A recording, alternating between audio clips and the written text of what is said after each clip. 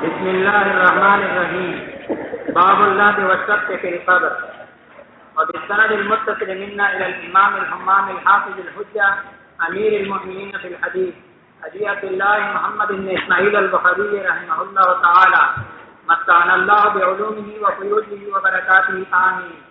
قال حدثنا عبدان قال اخبرنا عبد الله قال اخبرنا الليث بن سعد قال حدثني ابن شهاب عن عبد الرحمن بن كعب بن مالك عن جابر بن عبد الله رضي الله عنه قال كان النبي صلى الله عليه وسلم يجمع بين الرجلين بقتل أحد ثم يقول أيهم أكثر أخذا للقرآن فإذا أشير له إلى أحدهما قدموه في اللحد فقال أنا شهيد على هؤلاء يوم القيامة فأمر بدفنهم وبدمائهم ولم يغسلهم. بسم الله الرحمن الرحيم. الحمد لله رب العالمين والصلاة والسلام على رسوله الكريم وعلى آله وأصحابه أجمعين. أما بعد، اس باب میں یہ بیان کرنا مقصود ہے کہ قبر بنانے میں دونوں طریقے جائز ہیں، لحد کا طریقہ بھی اور شق کا طریقہ بھی۔ لحد جو ہے وہ اندر بغلی قبر ہوتی ہے اور وہی بنانا افضل ہے، کیونکہ آپ ترمذی میں حدیث پڑھیں گے کہ اللہ جو لنا اور سب کو لغیری، تو وہاں پر اصل افضل وہ ہے کہ لحد بنائی جائے، لیکن جن جگہوں پر مٹی نرم ہوتی ہے اور لحد بنانا ممکن نہیں ہوتا وہاں شق بنانا بھی جائے۔ ہمارے یہاں شقی کا رواج ہے، اس کی وجہ سے کہ لحد بنانے میں گر جانے کا اندیشہ ہے۔ تو اس مسئلے کو بیان کرنے کے لیے جابر رضی اللہ عنہ کی حدیث دوبارہ نقل کی ہے جو پہلے بھی آئی تھی کہ کان نبی صلی اللہ علیہ وسلم بین رجلین من قتل احد کے شہداء میں دو آدمیوں کو ایک قبر میں آپ رکھتے تھے، ثم یقول پر فرماتے تھے کہ ایہم اکثر القرآن، پوچھتے تھے کہ ان میں سے کس نے قرآن کریم زیادہ یاد کیا ہوا ہے۔ فَإِذَا أُشِيرَ إِلَىٰ أَحَدِهِمَا، تو جب کسی ایک کے بارے میں اشارہ کیا جاتا کہ ان کو قرآن کریم زیادہ یاد تھا تو قدمہ باللحد،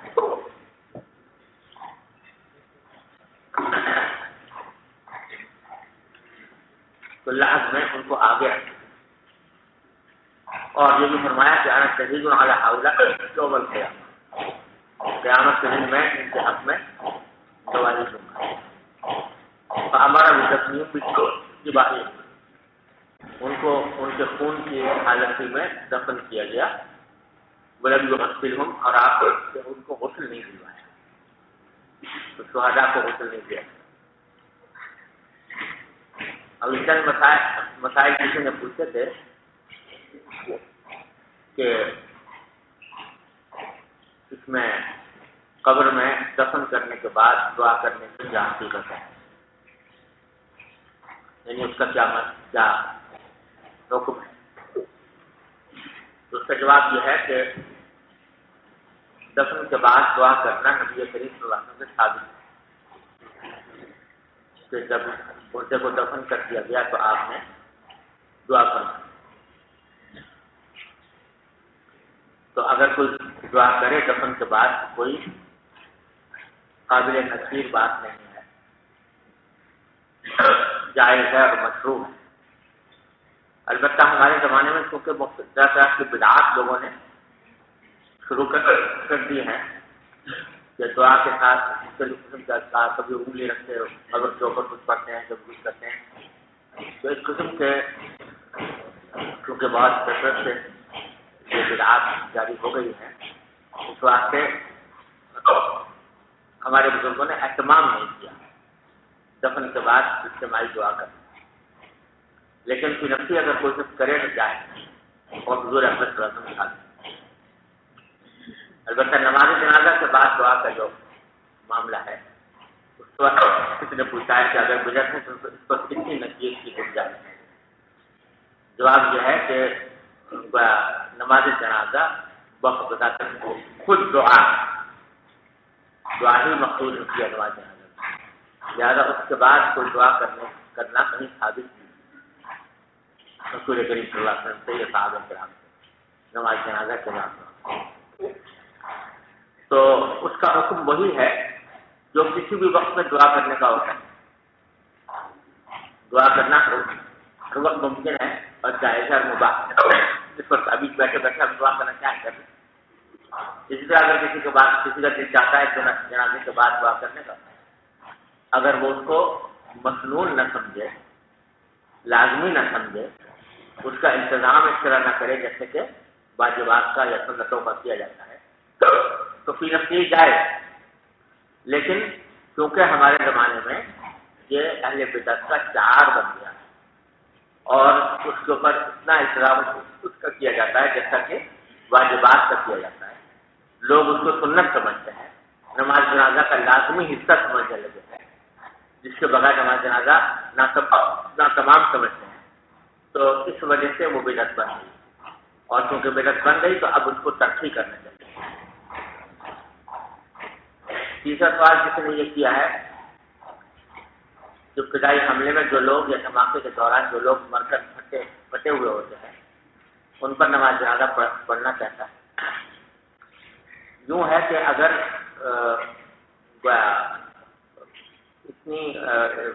کسی بھی حملے میں یا کسی بھی جنگ میں کوئی آدمی جو ہے وہ بہت بری طرح زخمی ہو کر انتقال ہوا ہے اس کا، تو جب تک اس کے اعضاء موجود ہیں اور پہچانے جاتے ہیں اس وقت تک اس کے اوپر نماز جنازہ پڑھی جائے۔ اور صرف ایک صورت ہے جبکہ کسی آدمی کی بالکل جسم کا گوشت بالکل ختم ہو گیا ہو، ہڈیاں رہ گئی، تو اس صورت میں فقہاء کرام نے فرمایا کہ نماز جنازہ نہیں ہے۔ لیکن جب تک کہ گوشت باقی ہے اس وقت تک نماز جنازہ اس کی پڑھی جائے۔ ایک اور یہ سوال کسی نے کیا ہے کہ وہاں بہت سے علاقے میں یہ رواج ہے کہ 3 دن تک لوگ بیٹھے رہتے ہیں، میت کے گھر والے یا میت کے ورثاء، اور لوگ آتے رہتے ہیں اور آ کر دعا کرتے رہتے ہیں۔ تو یہ طریقہ جو چل پڑا ہے بعض علاقوں میں، تو یہ کوئی مسنون طریقہ نہیں ہے۔ اب ہوتا یہ ہے کہ بیٹھے ہیں، ایک آدمی آئے گا، وہ کہے گا کہ دعا کرو، بس اس نے ہاتھ اٹھایا دعا کر دی، پھر دوبارہ دوسرا آدمی آیا اس نے کہا دعا کرو، تو اس نے ہاتھ اٹھایا دعا کر دی۔ یہ جو ہے ایک مصنوعی سی کارروائی ہو کر رہ گئی ہے اور یہ ٹھیک نہیں ہے۔ مطلب یہ کہ جس طرح اس کا کو ضروری سمجھا جاتا ہے اور 3 دن تک لوگ اسی طرح بیٹھے رہتے ہیں، تو یہ کوئی سنت کا طریقہ نہیں ہے، خلاف سنت۔ البتہ یہ کہ 3 دن تک تعزیت جو ہے وہ مشروع ہے اور نبی کریم صلی اللہ علیہ وسلم سے ثابت بھی ہے، تو کوئی شخص تعزیت کرے آ کر تو ٹھیک ہے۔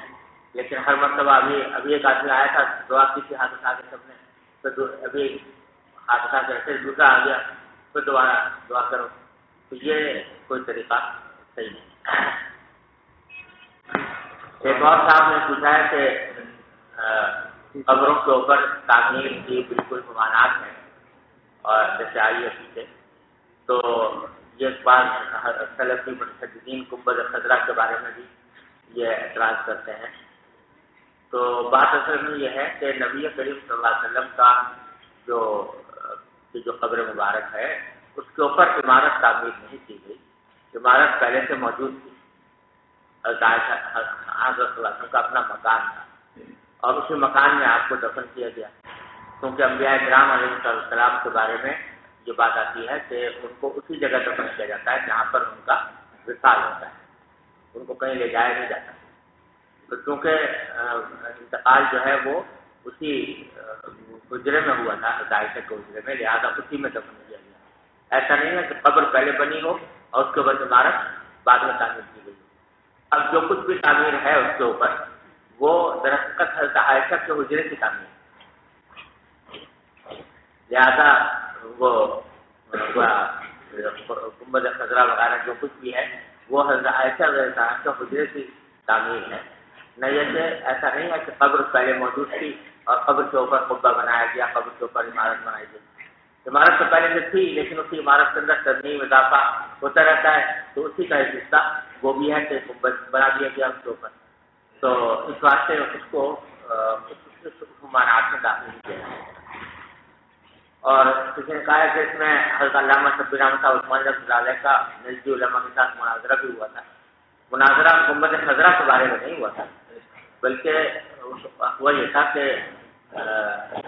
جب عبدالوہاب نجدی رحمۃ اللہ علیہ کا غلبہ ہوا تو وہاں اس وقت لوگ جو ہیں قبے بہت سارے بنے ہوئے تھے بقیع کے اندر، زینب البقیع کی قبروں پر قبے بنے ہوئے تھے، وہ انہوں نے گرائے مسمار کی، تو قبے مسمار کرنے کی حد تک تو کوئی ایسی بات نہیں تھی، لیکن انہوں نے قبروں کو بھی مسمار کیا، یعنی قبروں کو بالکل زمین کے برابر کر دیا۔ اور دوسرا یہ کہ بعض لوگ جو ہیں وہ وہاں پر جا کر، اس میں کوئی شک نہیں کہ بڑی بدعات اور شرک کا ارتکاب کرتے تھے، یعنی مشرکانہ حرکات کرتے تھے، یعنی قبروں کو سجدے کیا کرتے تھے، تو قبروں کو جو سجدے کرنے والے ہیں ان کے اوپر انہوں نے کفر کا فتویٰ جاری کیا کہ یہ کافر ہے، مشرک ہے۔ تو علامہ شبیر احمد صاحب عثمانی رحمۃ اللہ علیہ کا جو مناظرہ نہیں کہنا چاہیے بلکہ علامہ عثمانی رحمۃ اللہ علیہ نے تقریر کی تھی ملک عبدالعزیز کے زمانے میں، انہوں نے حج کے موقع پر علماء کا اجتماع ہوتا تھا، تو وہاں پر کوئی نہ کوئی کسی عالم سے کہا جاتا تھا کہ آپ بھی کچھ بات کریں، تو علامہ شبیر احمد صاحب عثمانی رحمۃ اللہ تشریف لے گئے ہوئے تھے، تو ان کو بھی دعوت دی گئی، ان سے بھی کہا گیا کہ آپ بھی کچھ کہیں، تو انہوں نے مناسب یہ سمجھا کہ جو ہمارے علماء دیوبند اور علماء نجد کے درمیان جو مسائل مختلف ہیں ان کے اوپر بات کریں، چنانچہ انہوں نے بہت تفصیل سے بات کی۔ ایک تو یہ بات کہ یہ جو خبریں ڈھائی گئی ہیں مسلمان کی گئی ہیں یہ صحیح نہیں ہے، اور جو نبی کریم صلی اللہ علیہ وسلم کی حدیث آتی ہے کہ ولا قبر مشرفا الا سویتہ، تو اس کے معنی یہ نہیں ہے کہ بالکل زمین کے برابر کر دیا جائے، کیونکہ خود نبی کریم صلی اللہ علیہ وسلم کی قبر مبارک اور دوسرے صحابہ کرام کی وہ ایک بالش کے بقدر اونچی ہوتی تھی، تو آپ نے یہ وہ حدیثیں سنائی جس میں قبر کا ایک بالش اونچا ہونا جس سے ثابت ہوتا ہے، تو لہٰذا یہ کہنا کہ بالکل اس کو برابر کر دیا جائے زمین سے یہ ٹھیک نہیں ہے۔ اور دوسرے جو لوگ قبروں پر سجدے کرتے تھے تو وہ عمل تو ان کا بالکل بہت سخت گناہ اور حرام ہے، لیکن فرمایا کہ اس کے اوپر کفر کا فتویٰ نہیں لگایا جا سکتا، اس واسطے کہ سجدہ تعظیمی جو ہے یہ شرک نہیں ہے، اگر شرک ہوتا تو کسی بھی امت میں جائز نہ ہوتا، لیکن حضرت یوسف علیہ السلام کے زمانے میں جائز تھا، یعنی ان کے سارے بھائی اور والدین جو ہیں ان کے آگے سجدے میں گر گئے تھے، اسی طریقے سے آدم علیہ السلام کو سجدہ کروایا گیا فرشتوں سے، یہ دونوں سجدے جو تھے تعظیمی سجدے تھے، اور تعظیمی سجدے شرک کے اندر داخل نہیں ہوتے، اگر شرک ہوتا تو پھر نہ آدم علیہ السلام کو کرانا جائز ہوتا، درست ہوتا، نہ یوسف علیہ السلام کی شریعت میں جائز ہوتا، تو کیونکہ شرک کسی بھی شریعت میں جائز نہیں ہوا، لہٰذا اس کو شرک کہنا غلط ہے، البتہ گناہ ہے، بہت سخت گناہ ہے اور اس کو روکنا چاہیے۔ اس طرح کے مسائل پر علامہ شبیر احمد صاحب عثمانی نے مفصل تقریر فرمائی تھی، علماء نجد کی موجودگی ہے۔ یہ ہے، چلیے سوال یہ جو بجائے تعزیت کے بارے میں بتایا ہے، تو تعزیت کرنے والے آتے ہیں تو ظاہر بات ہے وہاں بیٹھنا پڑتا ہے کسی آدمی کو، تعزیت والے دروازے کے کھڑے ہو کے تعزیت نہیں کریں گے، ظاہر بات ہے تو ایک صورت سی بن جاتی ہے، جب کوئی آتا ہے تو اس طرح ایک آدمی بیٹھا ہوتا ہے، کوئی آتا ہے تعزیت کرتا ہے، پھر دعا کرتا ہے، تو اس طرح پھر اسی وہ لازم بس وہ میں یہ بتا رہا ہوں کہ کسی خاص طریقے کی ضرورت نہیں ہے اہتمام تو بھائی یہ آدمی آئے گا تو جب بھی کوئی آدمی آئے گا تو ہاتھ اٹھائے گا ضرور، بلکہ تعزیت کے معنی یہی ہوتے ہیں کہ آدمی آئے گا وہ آپ سے کچھ تسلی کے کلمات کرے گا، بات ختم ہو گئی، اب تو نہیں کہ ہر مرتبہ دعا بھی دی جائے۔ اب یہ جو اس طرح کا طریقہ چل پڑا ہے اس میں یہ ہے کہ وہ ایک مصنوعی شکار رہا ہے کہ آدمی آئے ہوئے دعا کو اور پھر ہاتھ اٹھا لیے، پھر دوسرا آ جائے گا دوسرے دعا کو، کوئی آ کے بیٹھیں، بیٹھ کر بات کریں، کچھ تعزیت کی تسلی کی بات کریں، یہ تو صحیح ہے، لیکن ہر مرتبہ ہر ایک سیکنڈ کے بعد چند سیکنڈ کے بعد دوسرا آدمی آ رہا ہے اور اس کو ہاتھ اٹھائے جا رہے ہیں، یہ کوئی طریقہ صحیح ہے۔ تسلیم کے بعد جو ہے وہ دعا کے بارے میں آپ نے بتایا کہ حضور ثابت ہے، تو یہ اجماعی صورت میں ثابت ہے یا انفرادی؟ بس حضور اکرم صلی اللہ علیہ وسلم یہ بات منقول ہے کہ نبی کریم صلی اللہ علیہ وسلم نے دعا فرمائی۔ اب یہ کہ ظاہر ہے اس وقت اور بھی لوگ ہوں گے تو وہ بھی دعا میں شریک ہوئے ہوں گے، ظاہر ہے۔ تو ابھی جو ہے وہ انفرادی کر سکتے ہیں لیکن اجتماعی نہیں کر سکتے؟ دونوں کر سکتے ہیں، دعا انفرادی بھی اجتماعی جائز دونوں، لیکن یہ کہ کوئی ایسا نہیں ہے کہ اس کے بغیر تسلیم کو نامکمل سمجھا جائے یا واجب سمجھا جائے۔ جی بھی فرمایا جنازہ کے بعد دعا، جنازہ خود بھی دعا ہے تو بریلی اس پر اعتراض کرتے ہیں صلاۃ مکتوبہ وہ بھی تو دعا ہوتی ہے، اس میں صلاۃ مکتوبہ فرائض ہے ان میں تو دعا ہوتی ہے، لہٰذا ان کے بعد بھی دعا نہیں کرنی چاہیے۔ صلاۃ مکتوبہ جو ہے وہ پوری کی پوری دعا نہیں، صرف دعا کے لیے متمحض نہیں ہے، تھوڑا سا حصہ اس کا دعا کا بھی ہے، باقی سارا جو ہے مختلف عبادتیں ہیں، اس میں تسبیح ہے، تحمید ہے اور بہت ساری سجدے ہیں، رکوع ہیں، وہ زیادہ حصہ جو ہے وہ غیر دعا کا ہے اور تھوڑا سا حصہ ہے دعا کا، زیادہ اگر بعد میں کر لے تو کوئی بڑا نہیں، اور نبی کریم صلی اللہ علیہ وسلم نے ثابت کی ہے۔ اور بخلاف جنازے کے کہ اول تو وہ ساری دعا، ساری شروع سے ایک آخر تک ساری دعا ہی دعا ہے، اور دوسرا یہ کہ حضور اکرم صلی اللہ علیہ وسلم سے بعد میں دعا کرنا ثابت ہے۔ سوال ہے جی سر، یہ حتیٰ یسمع قرآن عالم والی حدیث جلد ثانی میں گزری تھی، وہاں استاد محترم نے کچھ بات بھی فرمائی تھی اور یہ کہا تھا کہ کیا چیز؟ سماع موتا کے مسئلے کے بارے میں، ہاں تو یہ فرمایا تھا کہ کتاب الجنائز میں تفصیل سے بحث آئے گی،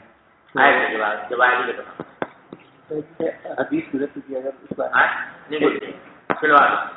میں خودکش حملے کے متعلق کچھ وضاحت کرنا۔ باب اذا اسلم السبيل فمات هل يصلى عليه وهل يورد على السبيل الاسلام. وقال الحسن وشريح وابراهيم وقتادة رحمهم الله تعالى اذا اسلم احدهما فالولد مع المسلم. وكان ابن عباس مع امه من المستضعفين ولم يكن مع ابيه على دين قومه وقال الاسلام يعلو ولا يعلى. اس میں بتانا چاہتے ہیں کہ بچہ اگر اسلام لے آئے نابالغ تو نماز جنازہ کا تبادل اس کو مسلمان ہی سمجھا جائے گا، کیونکہ اگر اسلام لانے کے بعد انتقال کر جائے تو کیا اس کے اوپر نماز پڑھی جائے گی؟ مسلم تو پڑھی جائے گی۔ اور کیا بچے پر بھی اسلام پیش کیا جا سکتا ہے؟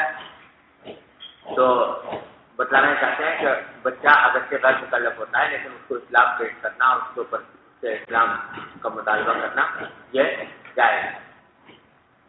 اور حسن شريح ابراہیم اور قتادہ بزرگوں نے فرمایا کہ اذا اسلم احدهما، اگر بچے کے والدین میں سے کوئی ایک مسلمان ہو جائے فالولد مع المسلم، تو بچہ جو ہے اس کو مسلمان کے ساتھ سمجھا جائے گا، یعنی مسلمان کے تابع سمجھا جائے گا۔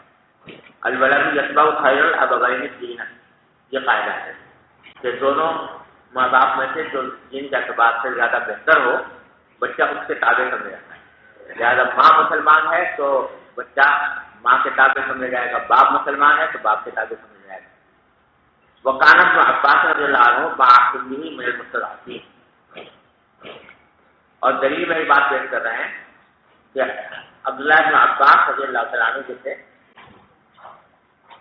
وہ مکہ مکرمہ میں یہ پوری صورت حال تھی کہ ان کی والدہ تو مسلمان ہو گئی ام الفضل رضی اللہ تعالیٰ عنہ، لیکن حضرت عباس بہت دیر تک مسلمان نہیں ہوئے تھے، تو عبداللہ بن عباس اپنی والدہ کے ساتھ مستضعفین میں شمار ہو گئے۔ مستضعفین وہ حضرات جن کو مسلمان ہونے کی بنا پر کفار نے اپنے ظلم و ستم کا شکار بنایا ہوا تھا۔ ولم یکن مع ابیہ علی دین قوم، اور وہ اپنے والد کے ساتھ نہیں سمجھے جا رہے تھے اپنے قوم کے دین کے مطابق۔ ان کے والد حضرت کے وقت تک مسلمان نہیں تھے اور اپنے قوم کے دین پر تھے، لیکن عبداللہ بن عباس کو مسلمان ہی سمجھا گیا۔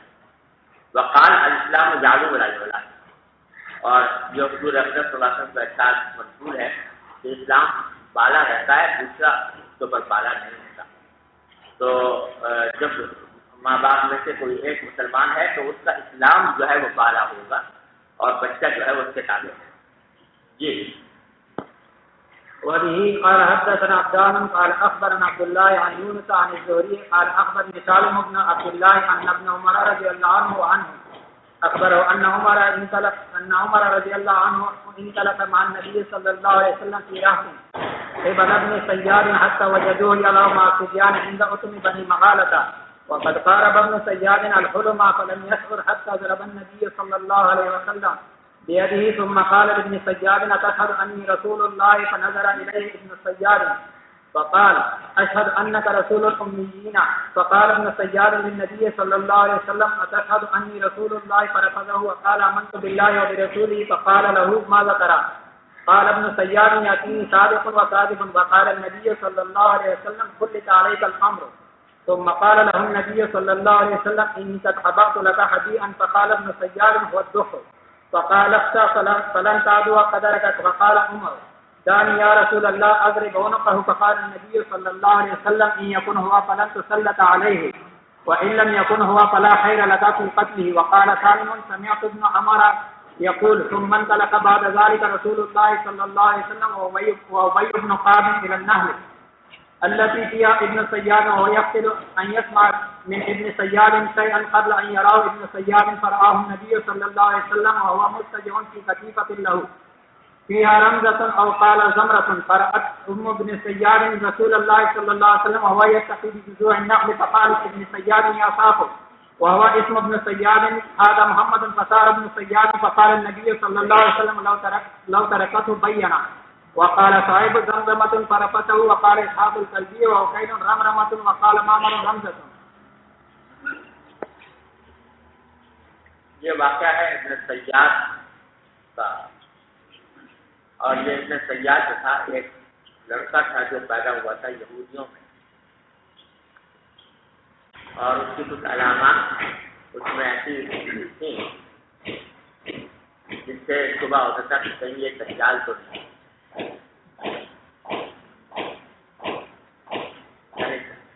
یعنی یقین نہیں تھا لیکن کچھ علامات ایسی پائی جاتی تھی کہ جس سے اس کے دجال ہونے کا شبہ ہوتا تھا، اور شروع میں رسول کریم صلی اللہ علیہ وسلم کو بھی شبہ ہوا کہ شاید یہ دجال یہی ہو، اس لیے آپ اس کے حالات کی تحقیق کے لیے ایک دو مرتبہ تشریف لیں، اس کے واقعے یہاں پر بیان ہوئے۔ تو اس میں پہلی روایت عبداللہ بن عمر رضی اللہ عنہ کی نقل کی ہے کہ ان عمر رضی اللہ عنہ انطلق مع النبی صلی اللہ علیہ وسلم، حضرت عمر نبی کریم صلی اللہ علیہ وسلم کے ساتھ چلے کہ وقت صحابہ کرام کے گروہ کے ساتھ قبل ابن سیاد کی طرف، حتی وجدوہ یلعب مع الصبیان عند أتم بنی مغالہ، یہاں تک کہ آپ نے اس کو پایا کہ وہ بچوں کے ساتھ کھیل رہا تھا بنو مغالہ کے محلات کے پاس۔ أتم کہتے ہیں قلعہ یا محل، تو بنو مغالہ کے کوئی قلعے تھے یا محل تھے، تو ان کے پاس وہ کھیل رہا تھا۔ وقت قاربت سیاد الحلم، اس وقت ابن سیاد جو ہے وہ بلوغ کے قریب پہنچ چکا تھا، نابالغ تھا لیکن بلوغ کے قریب تھا۔ فلم یشعر حتی ضرب النبی صلی اللہ علیہ وسلم بیدہ،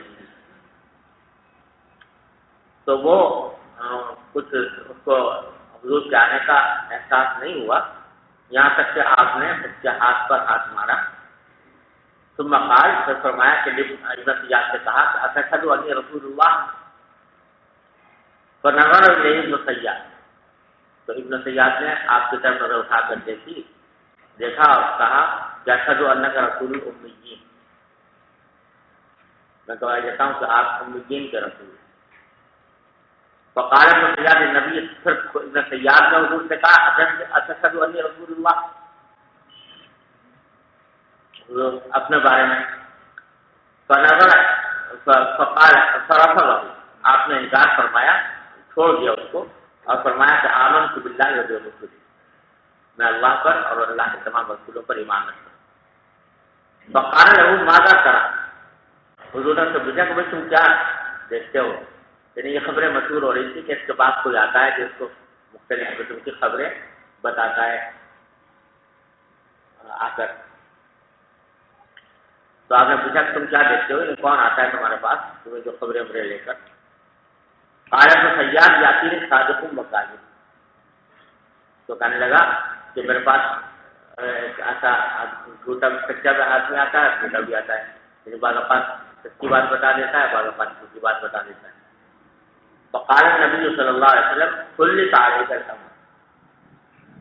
اس پر معاملہ جو ہے وہ مخلوط کر دیا گیا، یعنی کبھی تجھے خبریں پہنچ جاتی ہیں اور کبھی جھوٹ پہنچ جاتی ہیں۔ ثم قال له النبي صلی اللہ علیہ وسلم انی قد قبحت لك قبیحا، پھر آپ نے فرمایا کہ میں نے تمہارے لیے ایک چیز چھپا کر رکھی ہے۔ خبا یخبو کے لفظ معنی ہوتے ہیں چھپانا، اور خبی اسی کا اسم مفعول ہے، چھپائی ہوئی چیز۔ مراد یہ ہے کہ جیسے کوئی دوسرے شخص کوئی پوچھتا ہے نا کہ میں نے اپنے دل میں ایک بات سوچی ہے، تم بتاؤ وہ کیا ہے، یہ مطلب ہے خبا کے لفظ کا خبر، میں نے اپنے دل میں ایک بات سوچی ہے، بتاؤ وہ کیا ہے۔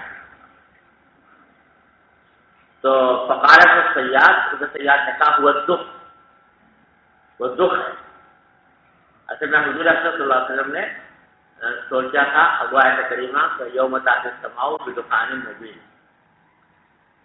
سمجھے نا؟ تو اب وہ یہ جو کچھ ہٹا تھا اس کے ہاتھ لگا ہوا تھا، تو اس کو اور کچھ ملا نہیں، لیکن دکھ کا جو لفظ ہے طوفان میں سے وہ اس کے ہاتھ لگ گیا کسی طرح، تو اس نے وہ اس کو بتا دیا کہ یہ دکھ ہے۔ فقال، حضور نے فرمایا کہ اخسا فلن تعدوا قدر، تو ذلیل ہو کیونکہ اپنے قدر سے تو آگے نہیں بڑھ سکتا۔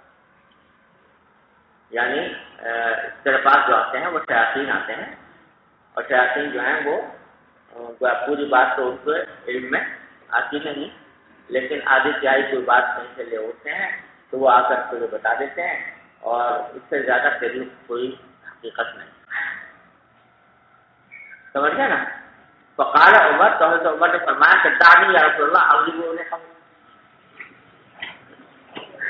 وہ تو ہر وقت جاری رہتے تھے کہ لاؤ میں کی بات۔ تو فقال نبی صلی اللہ علیہ وسلم، آپ نے فرمایا کہ یکن ہوا فلن تسلط علیہ، اگر یہ وہی ہے، وہی ہونے کا معنی دجال ہے، تو تم کو مسلط نہیں کیا جائے گا اس کے اوپر، کیونکہ مقدر یہ ہے کہ دجال جب آئے گا تو قتل کون کرے گا؟ عیسیٰ علیہ السلام۔ وَإِن لَّمْ يَكُنْ ہوا، اور اگر یہ دجال نہیں ہے فلا خیر لک فی قتلہ، تو تمہیں اس کے قتل میں کوئی بھلائی نہیں ہے، کیونکہ یہ یہودیوں کا میں سے ہے، اور یہودی جو ہے وہ اہل ذمہ ہے، اہل ذمہ کو قتل کرنا جائز نہیں ہے، سمجھ گئے نا؟ ایک واقعہ تو ابن سیاد کا حضور کے ساتھ یہ ہے۔ دوسرا واقعہ وہ بیان کرتے ہیں کہ سالم کہتے ہیں سمعت ابن عمر رضی اللہ عنہ، جہاں دلانے کا منشا ہے وہ کیا ہے کہ آپ نے اسلام پیش کیا اس کو، یہ کہہ کر کہ اشہد انی رسول اللہ، تو معلوم حالانکہ وہ نابالغ تھا تو نابالغ بچے پر بھی اسلام پیش کیا جائے گا، یہ مطلب ہے۔ آگے دوسری روایت نقل کرتے ہیں کہ ابن عمر ہی کی کہ یقول ثم انطلق بعد ذلك رسول اللہ صلی اللہ علیہ وسلم وبشر بن کعب، ایک واقعہ تجھے پیش آیا تھا، ایک اور مرتبہ آپ تشریف لے گئے حضرت ابی بن کعب کے ساتھ النخل التي فيها ابن سیاد، اس نخلستان میں تشریف لے گئے جس میں سے ابن سیاد رہا کرتا تھا۔ وهو يقتل ان يسمع من ابن سیاد شيئا، اور نبی کریم صلی اللہ علیہ وسلم خفیہ طور پر سننا چاہتے تھے ابن سیاد سے کچھ۔ خطرہ یقتلو کے معنی ہوتے ہیں کہ کسی سے چھپ کر اس کی کوئی بات معلوم کرنا، سمجھے نا؟ خطرہ یقتلو کے معنی کیا ہوئے کہ خود آدمی چھپ رہا ہے، اپنے آپ کو ظاہر نہیں کر رہا، اور دوسرے کی بات سننا چاہتا ہے چھپ کر۔ تو حضور اکرم صلی اللہ علیہ وسلم چھپ کر یہ چاہتے تھے کہ ابن سیاد سے کوئی بات سنیں قبل ان جواب ابن سیاد، قبل اس کے کہ وہ حضور کو دیکھے۔ فرآہ النبی صلی اللہ علیہ وسلم وهو مستجر فی قطیفۃ، تو آپ نے اس کو دیکھا کہ وہ لیٹا ہوا تھا ایک چادر میں، لہو فیہا رمزۃ او زمرۃ، راوی کو شک ہے کیا لفظ ہے، کہا تھا کہ وہ اس میں اس کے کچھ مناہٹ کی آواز آ رہی ہے، بڑبڑا رہا ہے۔ یہ روایت میں الفاظ مختلف آتے ہیں، رمزہ، زمرہ اور زمزمہ، رمرمہ، یہ سب متقارب الفاظ ہیں، معنی سب کے ہیں کوئی ایسی آواز جو آدمی کا جس کا مطلب سمجھ میں نہ آئے، جیسے کہ اردو میں کہتے ہیں بڑبڑا رہا، کہ وہ بڑبڑا رہا تھا کچھ اسی چادر میں لیٹا ہوا۔ فرحت ام بن سیاد رسول اللہ صلی اللہ علیہ وسلم، تو ابن سیاد کی ماں نے حضور اکرم صلی اللہ علیہ وسلم کو دیکھ لیا، وہ یتقی بجذوع النخل، جبکہ آپ چھپ رہے تھے کھجور کے شاکیروں میں، اس پر دیکھ لیا اس نے ماں نے، تو حضور اکرم صلی اللہ علیہ وسلم تشریف لائے ہیں۔ تو قالت ابن سیاد، تو اس نے آواز دے کر ابن سیاد سے کہا یا صافی، صافی اس کا نام تھا، وہ ابن سیاد، ہاذا محمد، یہ محمد آ گئے ہیں سرور۔ فسارا ابن سیاد، تو ابن سیاد جو ہے وہ اٹھ کھڑا ہوا، لیٹا ہوا باتیں کر رہا تھا نا، سیدھی سے پتہ نہیں کیا کر رہا تھا، تو لیکن جب اس کو ماں نے کہہ دیا کہ حضور اکرم صلی اللہ علیہ وسلم تشریف لے آئے ہیں تو وہ کھڑا ہو گیا۔ فقال النبی صلی اللہ علیہ وسلم، تو آپ نے فرمایا کہ لو ترکت بینا، اگر یہ والدہ، اس کی والدہ جو ہے اس کو چھوڑ دیتی اور اطلاع نہ دیتی تو یہ اپنی بات واضح کر دیتا، یعنی جو باتیں کر رہا تھا تو اس سے اس کو پتہ چل جاتا کہ یہ ہے کیا حقیقت، جو باتیں کر رہا تھا نا، بڑبڑا رہا تھا، تو وہ ہم سن لیتے اور اس کو پتہ چل جاتا کہ یہ اس کی حقیقت کیا ہے، اس کے بعد کاہن آتے ہیں یا جن آتے ہیں یا شیطان آتے ہیں، یہ کیا ہوتا ہے، وہ حقیقت واضح ہو جائے۔ سمجھ گئے بھائی؟ جی۔ وبه قال حدثنا سليمان بن حرب قال حدثنا عماد بن زيد عن ثابت عن انس رضي الله عنه قال كان غلام يهودي يخدم النبي صلى الله عليه وسلم فمرض فاتاه النبي صلى الله عليه وسلم يعود فقال عند راسه فقال له اسلم، فنظر الى ابيه وهو عنده فقال ابا القاسم، فاسلم، فخرج النبي صلى الله عليه وسلم وهو يقول الحمد لله الذي انقذه من النار۔ یہ فرماتے ہیں کہ انس کہ ایک یہودی لڑکا تھا جو نبی کریم صلی اللہ علیہ وسلم کی خدمت کیا کرتا تھا، مریض وہ بیمار ہو گیا، تو آپ تشریف لے گئے اس کی عیادت کے لیے، فقعد عند القاسم، اور بستر کے پاس بیٹھے، فقال له اسلم، اور فرمایا اس سے کہ تم اسلام لے آؤ۔ یہ بچہ تھا، اس کو اسلام پیش کیا۔ فنظر الى ابيه وعنده، تو بچے نے اپنے باپ کی طرف دیکھا جس کے باپ بھی اس کے پاس بیٹھا ہوا تھا، تو قال اطع ابا القاسم، تو اس باپ نے کہا کہ ابو القاسم کی اطاعت کرو، بات مان لو، اپنے بیٹے سے کہا۔ فاسلم، چنانچہ وہ اسلام لے آیا۔ فخرج النبی صلی اللہ علیہ وسلم یقول، وهو یقول، آپ اس کا نکلے تو یہ فرما رہے تھے کہ الحمدللہ الذی انقذہ من النار، شکر ہے اللہ کا کہ اس نے اس کو جہنم سے نجات دی اسلام لانے سے۔ ٹھیک ہے، تو اس سے پتہ چلا کہ بچے کے اوپر بھی اسلام پیش کیا جا سکتا ہے۔ جی۔ قال حدثنا علي بن عبد الله قال حدثنا سفيان قال قال عبيد الله سمعت ابن عباس رضي الله عنه يقول كنت انا وامي من المستضعفين من الرجال وامي من النساء۔ جی چلیے، کیا نام ہے تمہارا بھائی؟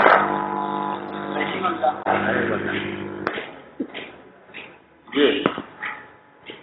وبالسند المتصل منا الى الامام الهمام الحافظ الحجه امير المؤمنين في الحديث ابي عبد الله محمد بن اسماعيل البخاري رحمه الله تعالى ومتعنا الله بعلومه وفيوده وبركاته امين۔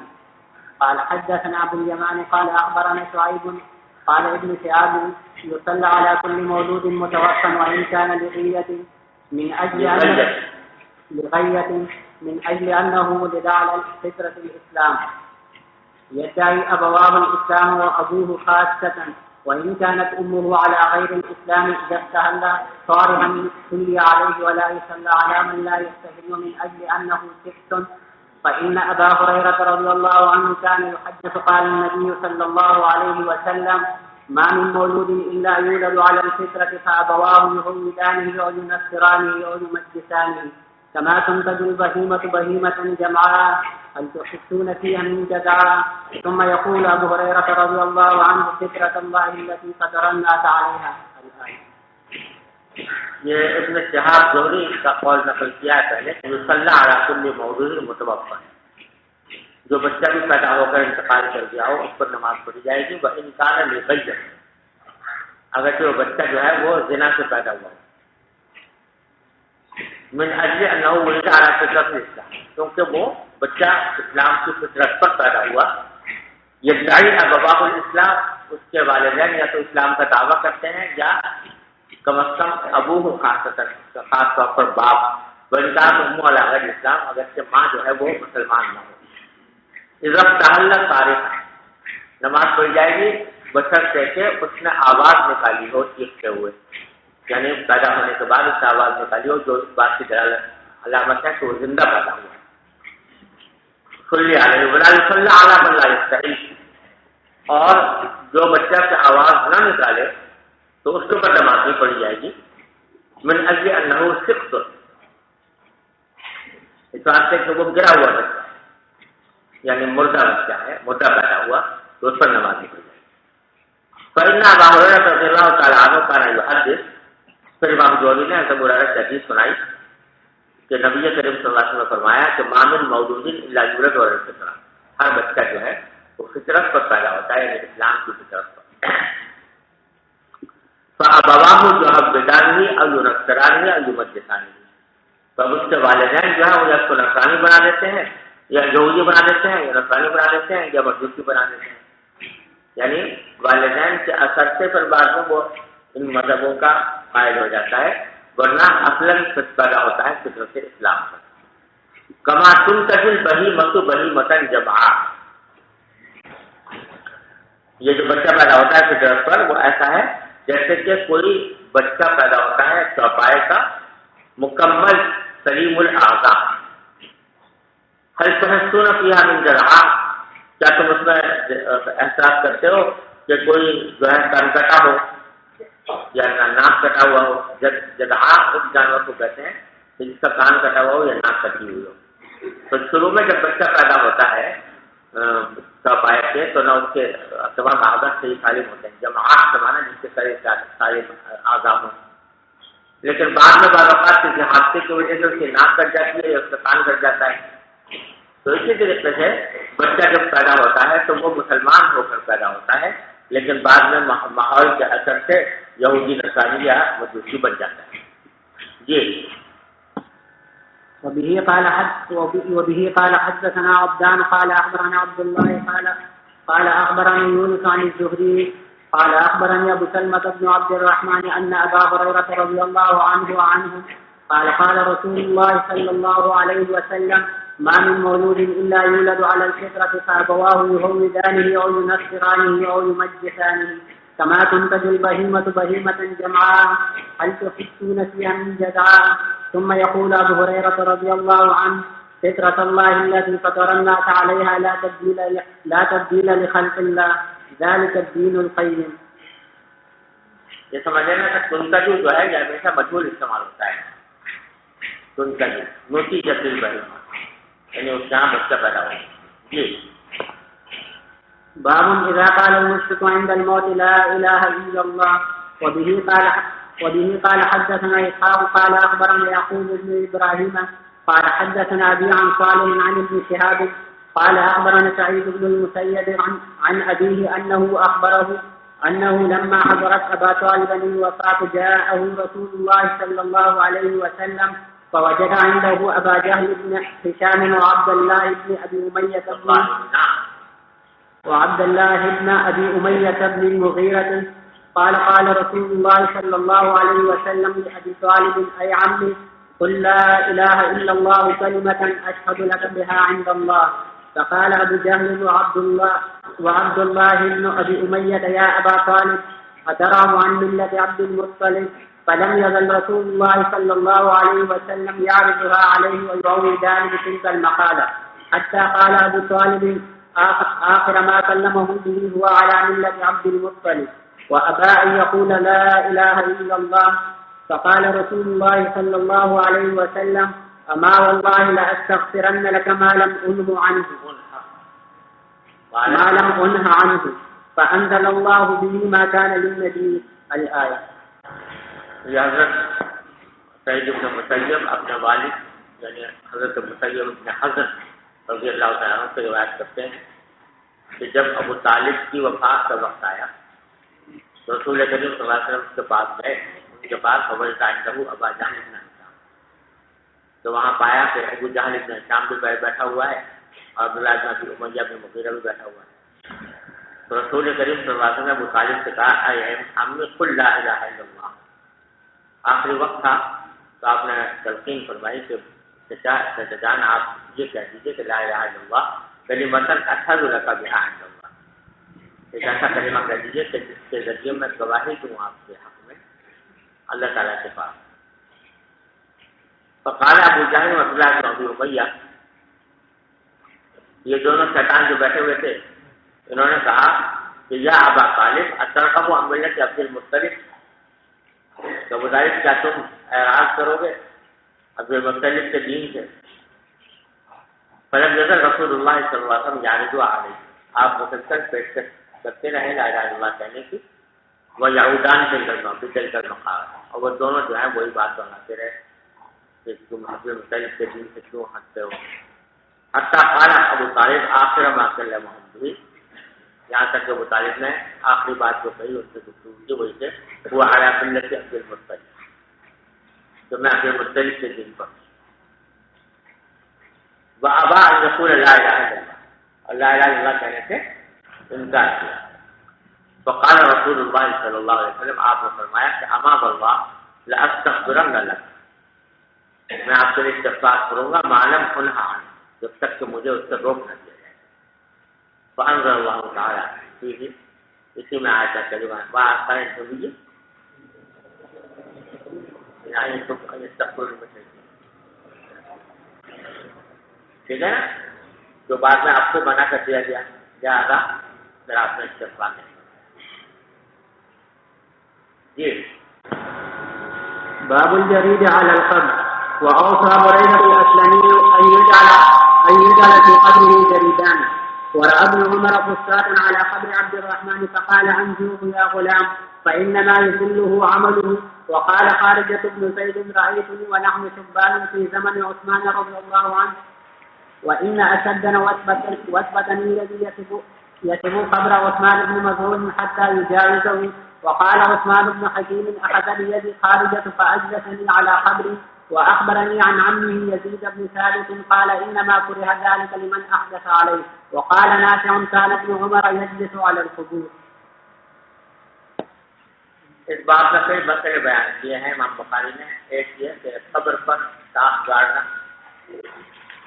اور یہ اس مسئلے کا ذکر پہلے کتاب الطہارہ میں آ چکا ہے کہ آپ نے جو سانپ گاڑی تھی دو آدمیوں کی قبروں پر جس کے بارے میں فرمایا تھا کہ ان کو عذاب ہو رہا ہے تو وہاں میں نے عرض کیا تھا کہ یہ اتفاقی طور پر آپ نے اس کو گاڑ دی تو کوئی ابدی حکم نہیں ہے. بے شمار لوگ نے وفات پائی اور آپ نے چاک نہیں گاڑی تو اس واسطے کوئی یہ باقاعدہ سنت نہیں ہے. ابھی اس کو بھی کوئی شخص اس کا دکھا کر لے تو ناجائز بھی نہیں ہے. سمجھے نا یہی حکم ہے. البتہ فرماتے ہیں وہ اوصا بریدۃ الاسلمی رضی اللہ عنہ ان یجعل فی قبرہ جریدہ. حضرت بریدہ ابن حصیب اسلمی رضی اللہ تعالیٰ عنہ نے وصیت کی تھی کہ اس کے قبر میں 2 ٹاکیں گاڑ دی جائیں. وہی حدیث ان کو پہنچی ہوگی نا کہ آپ نے ٹاک گاڑی تھی اس کی وجہ سے حضرت بریدہ نے بھی وصیت کی لیکن جیسا میں نے عرض کیا کہ صحابہ کرام میں سے بس برادہ ہی کا ثابت ہے تو انہوں نے وصیت کی اور کسی نے ایسا نہیں کیا. تو میرے والد والد نے فرمایا کرتے تھے کہ حدیث سے جو چیز جس درجے میں ثابت ہو اسی درجے میں اس کو رکھنا چاہیے. ساری زندگی میں ایک مرتبہ صاحب کاٹی آپ نے اور سارے صحابہ کرام میں سے حضرت برادہ نے چاند کاٹنے کی وصیت کی تو اب اس کو ایک سنت مسلوکہ بنا لینا یہ مناسب نہیں. البتہ کوئی اس کا دکا کرتے کبھی کوئی کارڈ ملے تو اس کو مناسب نہیں کرنی چاہیے. ورحب عمر رضی اللہ عنہ فسطاطا علی قبر عبد الرحمن عبداللہ عمر نے دیکھا کہ ایک بڑا سا خیمہ لگایا گیا ہے حضرت عبد الرحمن بن بکر کی قبر پر. فقال تو آپ نے فرمایا کہ ارجعوا یا غلام ارے لڑکے اس کو ہٹا دو خیمے کو فانما یظلہ حمل کیونکہ عبد الرحمن بن بکر کو جو سایہ کرنے والی چیز اصل وہ کیا ہے اس کا عمل ہے. لہٰذا یہ فسطاط اور یہ بڑا خیمہ لگانے سے کچھ حاصل نہیں. ارے سمجھ گئے. وقال خارجة بن زيد رأيتني ونحن شبان في زمن عثمان وإن أشدنا غصبة الذي يصب قبر عثمان بن مظعون حتى يجاوزه. یعنی بتانا چاہتے ہیں کہ قبروں کو پھلانگ کر جانا بھی جائز ہے. قبر کو پھلانگ کر اگر کوئی جائے یہ بھی جائز ہے. اور اس میں خارجہ بن زید کا یہ مقولہ نقل کیا ہے. خارجہ بن زید تابعین میں سے ہیں. وہ کہتے ہیں کہ حضرت عثمان رضی اللہ عنہ کے زمانے میں ہم جوان تھے نوجوان تھے اور حضرت عثمان بن مظعون رضی اللہ تعالیٰ عنہ کی قبر جو تھی اس کے اوپر ہم آپس میں ایک دوسرے سے مقابلہ کیا کرتے کہ کون ہے جو اس کو چھلانگ مار کر عبور کر لے. تو جو شخص حضرت عثمان بن مظعون کی قبر کو چھلانگ مار کر عبور کر لیتا تھا تو اس کو سمجھا جاتا کہ یہ بہت اچھی چھلانگ لگانے والا ہے. سمجھے نا. یہ کہہ رہے ہیں کہ رائے سنی میں نے اپنے آپ کو دیکھا وہ شبان جب کہ ہم نوجوان تھے حضرت عثمان کے زمانے میں وقان وإن أشدنا غصبة اور ہم میں سب سے زیادہ چھلانگ لگانے والا وہ سمجھا جاتا تھا کہ الذي يصب قبر عثمان بن مظعون. عثمان بن مظعون کی قبر کو چھلانگ لگا کر پار کر لیا حتیٰ یجاوزہ یہاں تک کہ اس سے متجاوز ہو جائے. اب اس میں اشکال پیدا ہوا ہے لوگوں کو کہ جو مسنون مقدار ہے قبر کی وہ تو ایک بالش ہے. تو ایک بالش سے چھلانگ لگانا کیا مشکل. تو ایسا معلوم ہوتا ہے کہ عثمان بن مظعون کی قبر جو ہے بہت اونچی تھی. اتنی ہوتی تھی کہ اس کے اوپر چھلانگ لگانا دشوار سمجھا جاتا تھا اور سب سے بہادر اس کو سمجھا جاتا کہ جو اس کو چھلانگ لگا کر عبور کر لیں. تو یہ کیسے ہو سکتا ہے کہ جب کہ مسنون مقدار ایک بالش کی ہے تو اتنی اونچی قبر کیسے ہوگی. بعض رات اس کی مختلف توجیہات کی ہیں. حضرت انگور نے فرمایا کہ ہو سکتا ہے کہ یہ قبر جو ہے کسی ڈھانگ کے کنارے واقع ہے. یعنی قبر تو ایک ہی بالش ہے لیکن یہاں سے ایک بالش ہے اس کے بعد پھر نیچے کو ڈھال ہے نشیب. سمجھے نا. اب نشیب سے کوئی سب چھلانگ لگاتا تھا اس کو تو قبر تو اونچی نہیں تھی لیکن جب نشیب سے چھلانگ لگا رہا ہے تو بہت اونچا ہو گیا معاملہ. اس واسطے اس کو سمجھاتا ہے کہ بہت اونچی چھلانگ لگائی گئی. لیکن حضرت صاحب فرماتے ہیں تو علامہ مولانا تشریف رحمۃ اللہ علیہ کہ یہ سارا اشکال اس وجہ سے ہو رہا ہے کہ لوگ سمجھ رہے ہیں کہ وہ اونچائی میں چھلانگ لگا رہے حالانکہ لمبائی میں لگا رہے تھے. جس کو ایک تو ہوتا ہے جس کو کہتے ہیں آج کل ہائی جمپ اور ایک ہوتی ہے لانگ جمپ لمبی. تو وہ کہتے ہیں کہ وہ ہائی جمپ نہیں تھی بلکہ لانگ جمپ تھی. یعنی یہ کہ وہ قبر لمبی تھی تو اس قبر لمبائی میں جس کو وہ چھلانگ لگا لیتا تھا تو وہ اس کو بڑا سمجھا جائے. تو اس صورت میں قبر کا اونچا ہونا کوئی ضروری نہیں ہے. قبر اتنی تھی ایک بالش کے برابر لیکن لمبی زیادہ تھی اس بات سے اس کو چھلانگ لگانے. اب حضرت امام بخاری یہاں پر اس لیے لائے ہیں یہ بتانے کے لیے کہ چھلانگ لگانے میں کوئی قباحت نہیں، اس لیے کہ یہ کرتے تھے خارجہ میں زید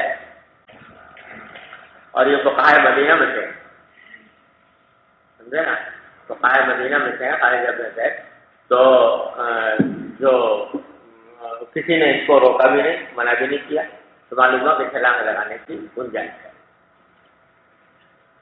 وقال عثمان بن حکیم، عثمان بن حکیم کہتے ہیں کہ اخذ بیدی خارجہ، یہ خارجہ میں زید نے میرا ہاتھ پکڑا، فاجلسنی علی قبر، تو مجھے قبر پر بٹھا دیا۔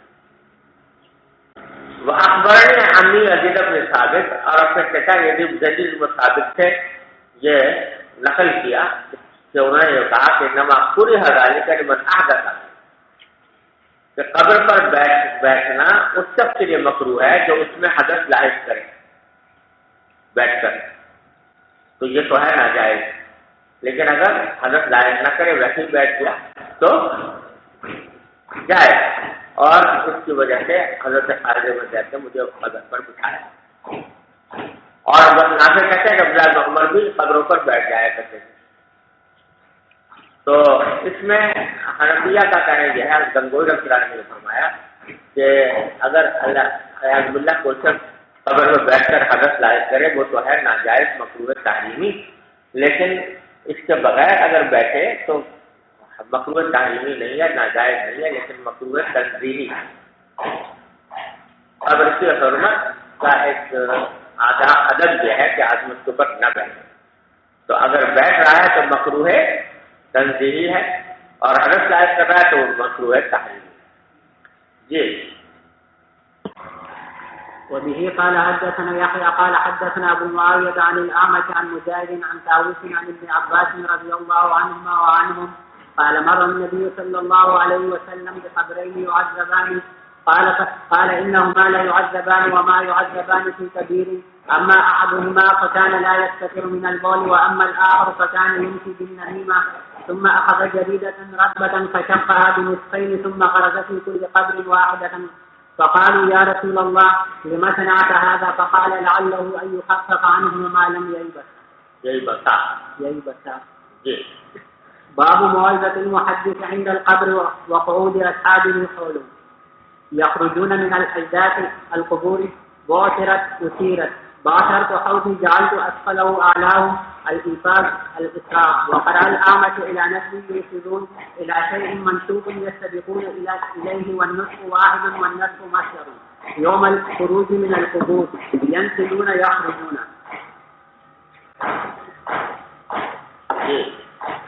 وبه قال حدثنا عثمان قال حدثنا جرير عن منصور عن سعد بن عبيدة عن أبي عبد الرحمن عن علي رضي الله عنه وعنهم قال كنا في جنازة في بقيع الغرقد فأتانا النبي صلى الله عليه وسلم وقعدنا حوله ومعه مخشرة فنكس فجعل ينكت بمخشرته ثم قال ما منكم من أحد أو ما من نفس منكوسة إلا كتب مكانها من الجنة والنار وإلا قد كتبت شقية أو سعيدة.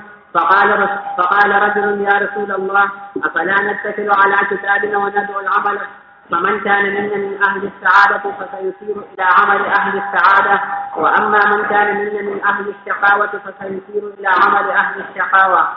قال أما أهل السعادة فييسرون لعمل السعادة، وأما أهل الشقاوة فييسرون لعمل الشقاوة. ثم قرأ فأما من أعطى واتقى.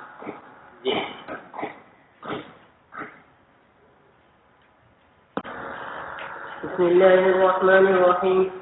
باب ما جاء في قتل النفس. بالسند المتصل منا إلى الإمام الهمام الحافظ الحجة أمير المؤمنين في الحديث أبي عبد الله محمد بن إسماعيل البخاري رحمه الله تعالى ومتعنا بعلومه وقيوده وبركاته آمين. قال حدثنا مسدد قال حدثنا يزيد بن زريع قال حدثنا خالد عن أبي كلابة عن ثابت بن الزحاك عن النبي صلى الله عليه وسلم قال من خلف بملة غير الإسلام كاذبا متعمدا فهو كما قال ومن قتل نفسه بحديدة عذب بهدم نار جهنم. وبه قال وقال پہلا جملہ اس میں یہ ہے کہ من حلف بملت غیر اسلام کاذبا متعمدا فهو كما قال، جو شخص اسلام کے علاوہ کسی اور دین پر حلف کرے اور جھوٹا کرے جان بوجھ کر، تو وہ ایسا ہی ہو جائے گا جیسا اس نے کہا۔ معنی یہ ہے کہ کوئی شخص اگر یہ کہے تو میں نے اگر فلاں کام کیا تو میں یہودی قرار دیا، میں نے اگر فلاں کام کیا تو میں نصرانی یا مجوسی، یہ معنی ہے حلف بملت غیر اسلام۔ تو اگر جھوٹ کہہ رہا ہے تو کہتے ہیں وہ فرمایا کہ وہ ایسے ہی ہو جائے گا جیسے کہ اس نے کہا۔ تو اس کا ظاہر مطلب یہ ہے معلوم ہوتا ہے کہ وہ شخص کافر ہو جائے گا۔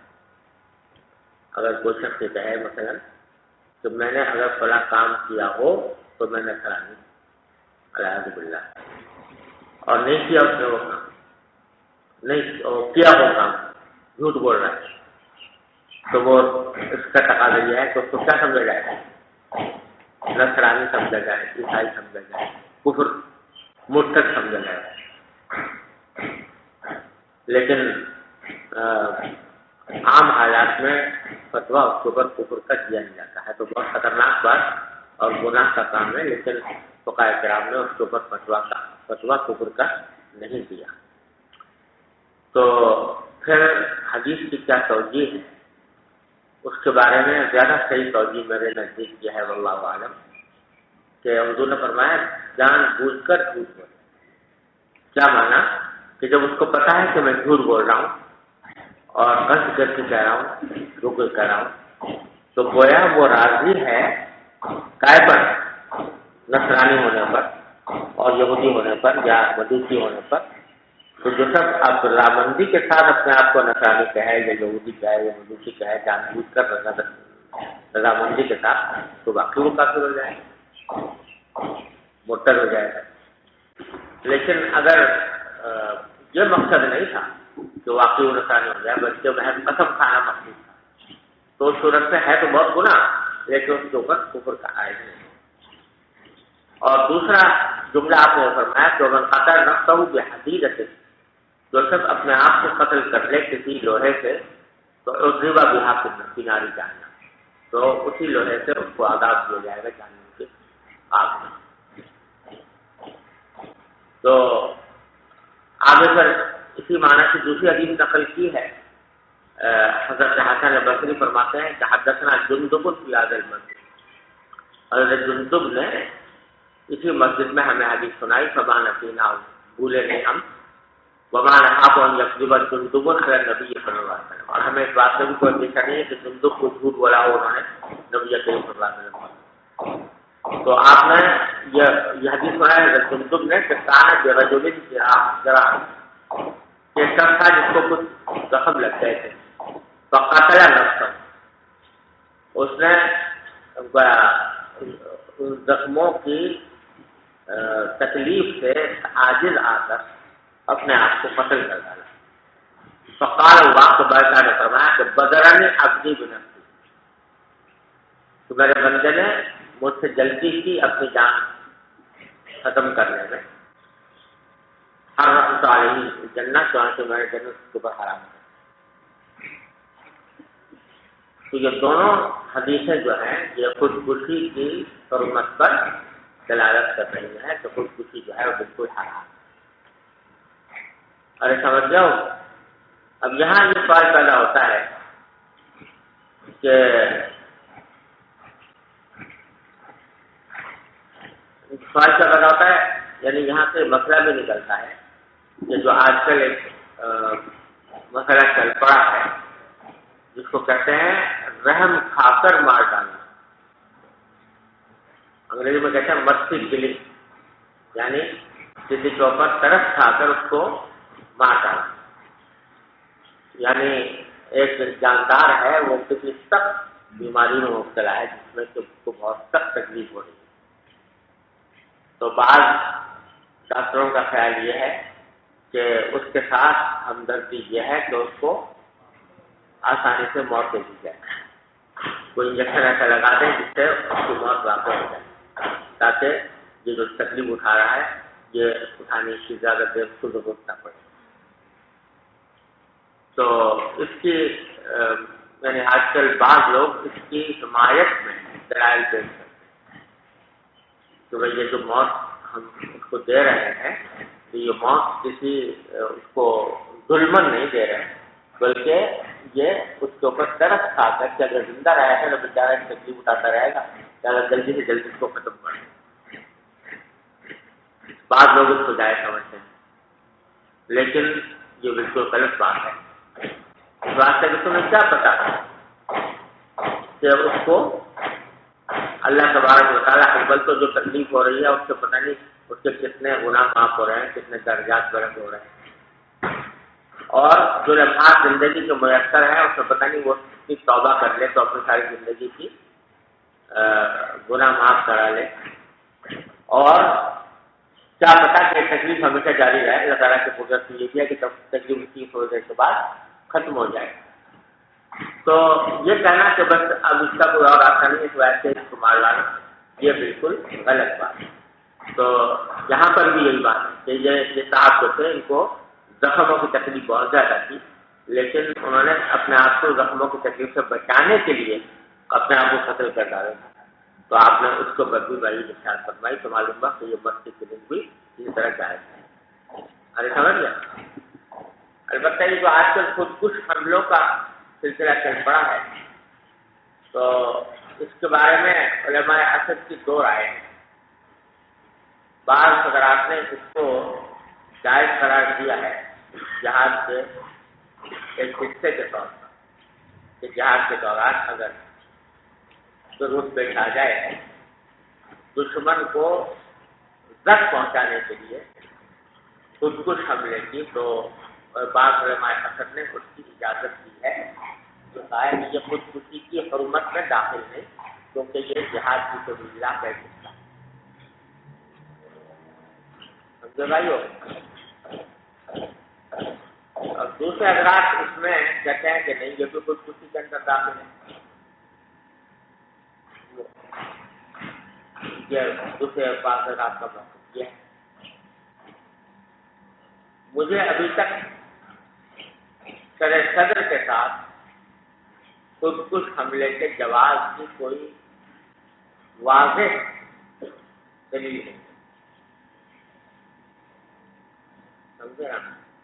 جتنے واقعات بیان کیے جاتے ہیں دلیل کے طور پر ان سب میں صورتحال یہ ہے کہ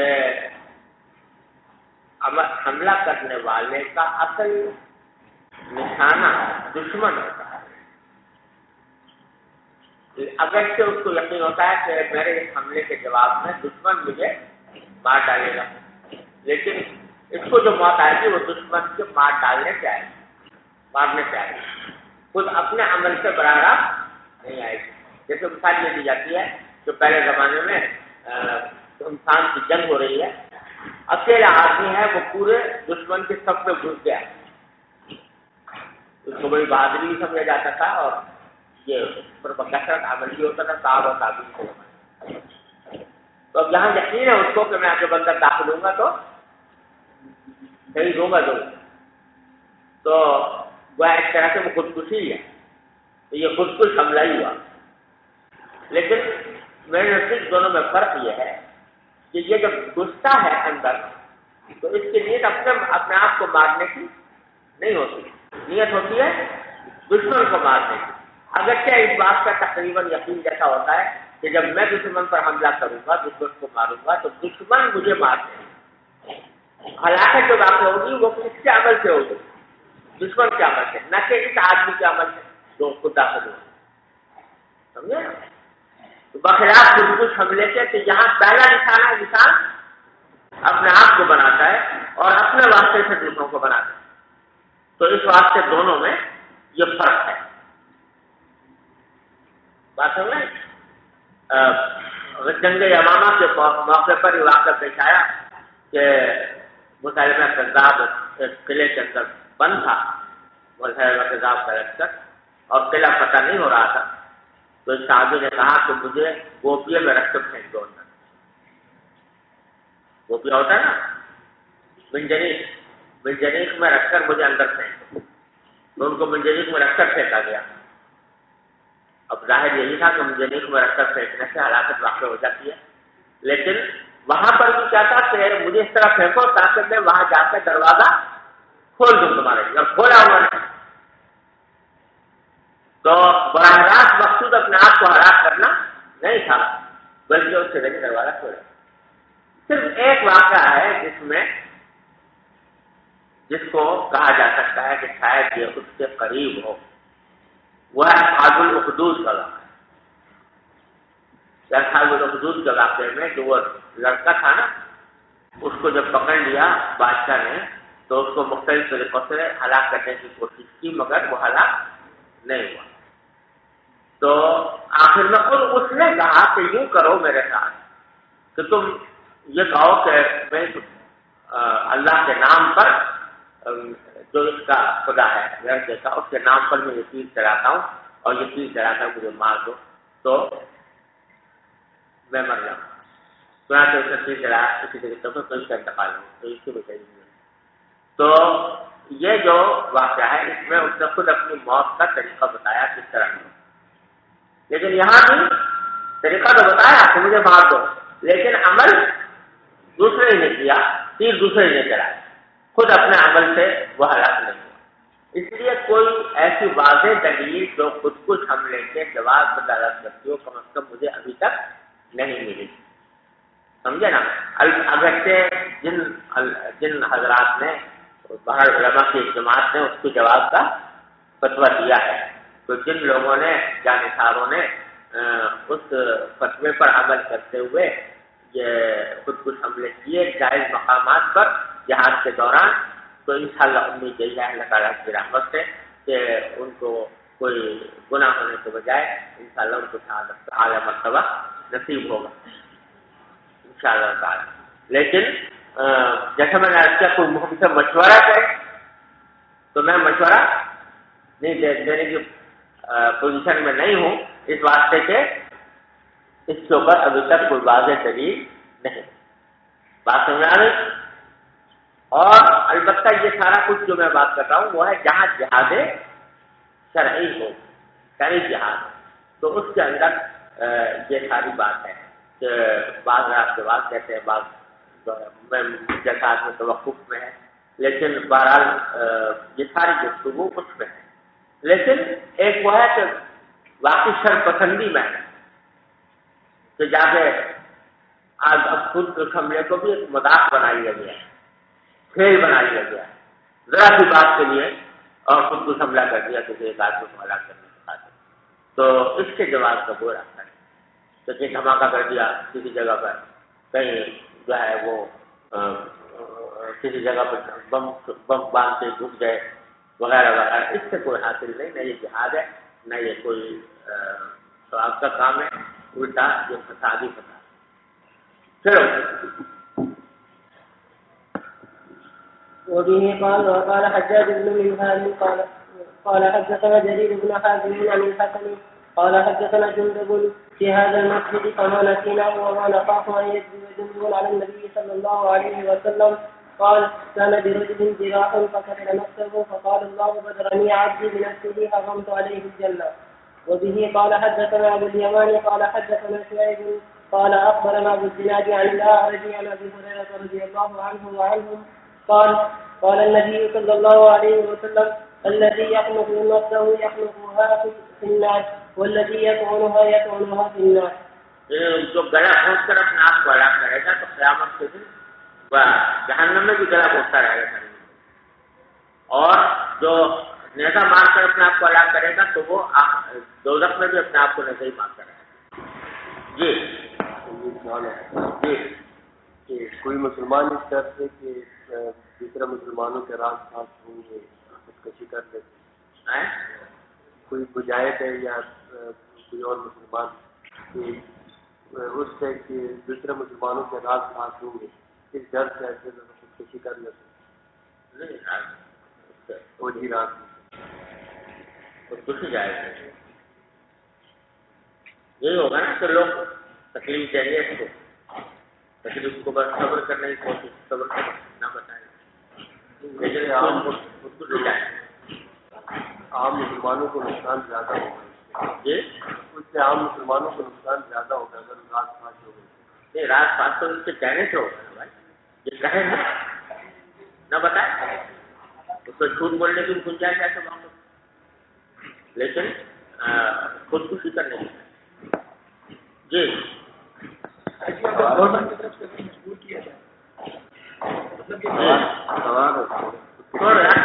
ہو گیا.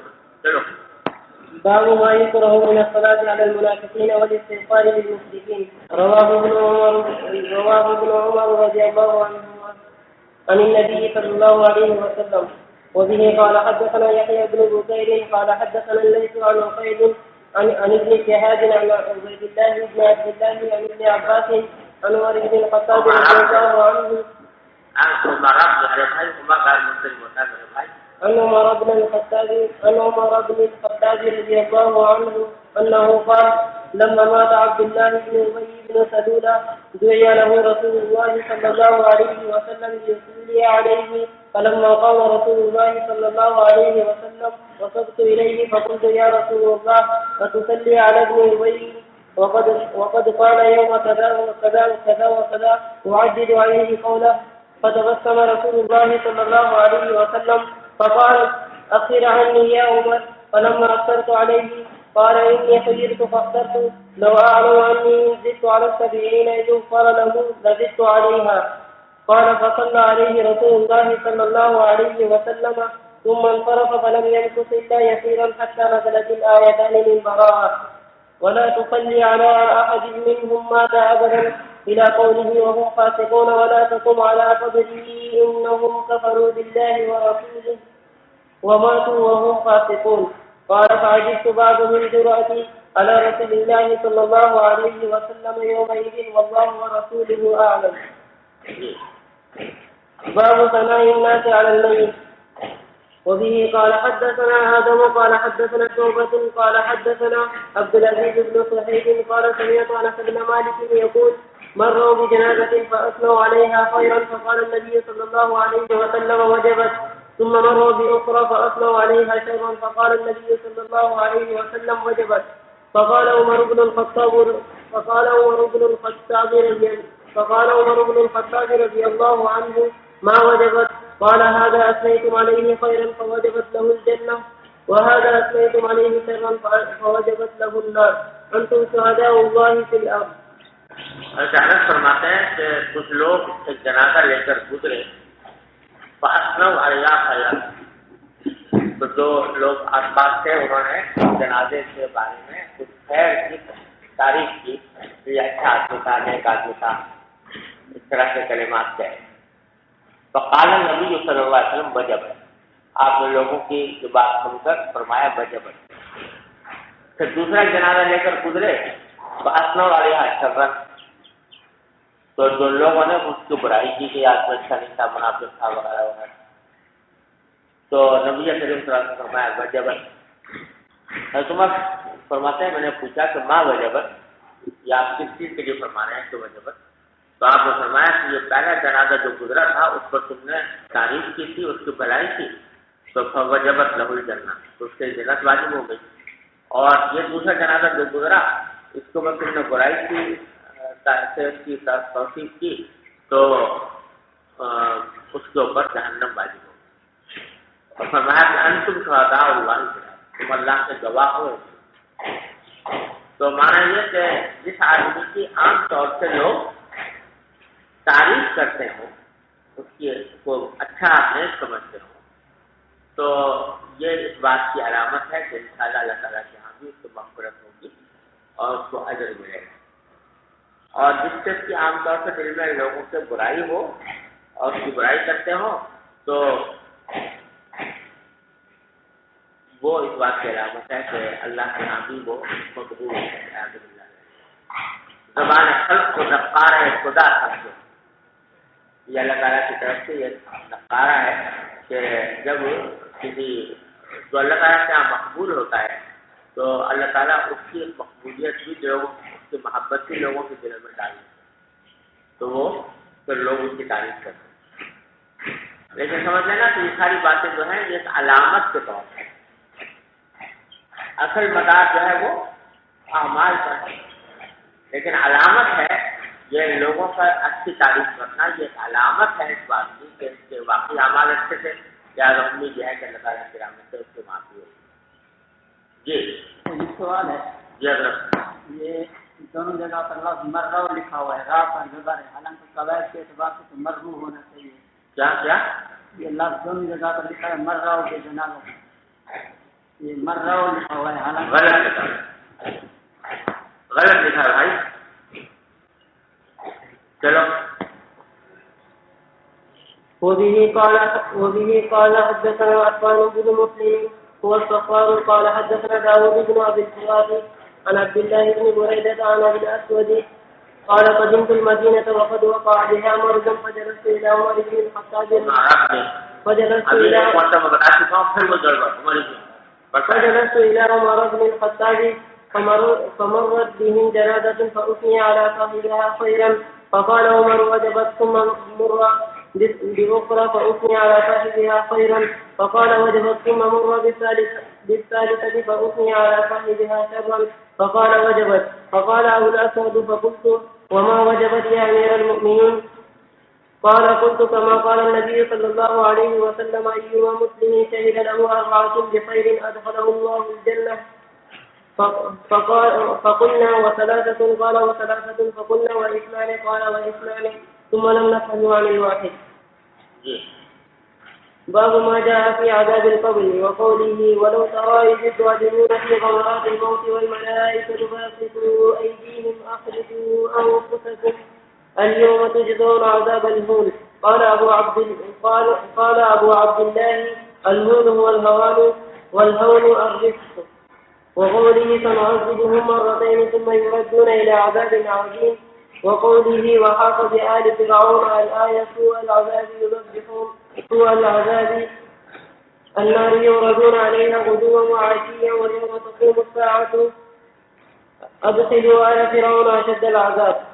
وبه قال حدثنا حفص بن عمر قال حدثنا شعبة قال حدثنا شعبة عن علقمة بن مرثد عن سعد بن عبيدة عن البراء بن عازب عن النبي صلى الله عليه وسلم قال إذا أصيب المؤمن في قبره أتي ثم شهد أن لا إله إلا الله وأن محمد رسول الله فذلك قوله يثبت الله الذين آمنوا بالقول الثابت في الحياة الدنيا وفي الآخرة. وبه قال حدثنا محمد بن بشار قال حدثنا غندر قال حدثنا شعبة بهذا وزاد يثبت الله الذين آمنوا نزلت في عذاب القبر. اس سے عذاب قبر کا اس بات کیا ہے دونوں حدیثوں سے، اور عذاب قبر کے اس بات پر بہت سی حدیثیں دلالت کرتی ہیں. اور یہ جو لکھایا کہ قعد المؤمن فی قبر ہی، مومن کو بٹھایا جاتا ہے قبر میں، یہ دلیل ہے اس بات کی کہ عذاب قبر جو ہے وہ جسم پر ہوتا ہے، صرف روح پر نہیں بلکہ جسم پر بھی ہوتا ہے. جی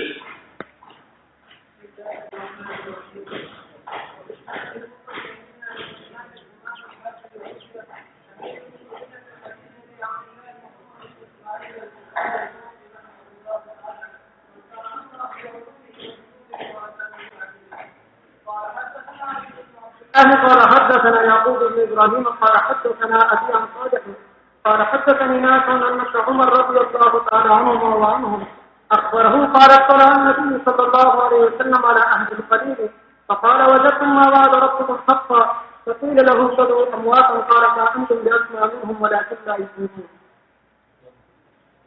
یہ فرمایا پہلے آپ پڑھ چکے ہیں حدیث کہ اہل قریب کو جب آپ نے دفن کر دیا بدر کے اندر تو آپ نے ان سے خطاب کیا، وہ جو قریب کے اندر جو کفار ڈالے گئے تھے، تو وہ جب تم وعدکم ربکم حقا، تو تمہارے پروردگار نے جو تم سے وعدہ کیا تھا اس کو تم نے پا لیا جو وہ سچ ہے. تو کہنے والوں نے کہا کہ تتبعوا امواتا، کہ آپ پکار رہے ہیں یا بات کر رہے ہیں مردوں سے. قال ما انتم باسمع منهم، تم ان مردوں سے زیادہ سننے والے نہیں، یعنی جتنا تم سن رہے ہو اتنا ہی یہ بھی سن رہے ہیں، ولیکن لا یجیبون، لیکن جواب نہیں دیتے۔ اگلی ریویو پڑھ لو پہلے۔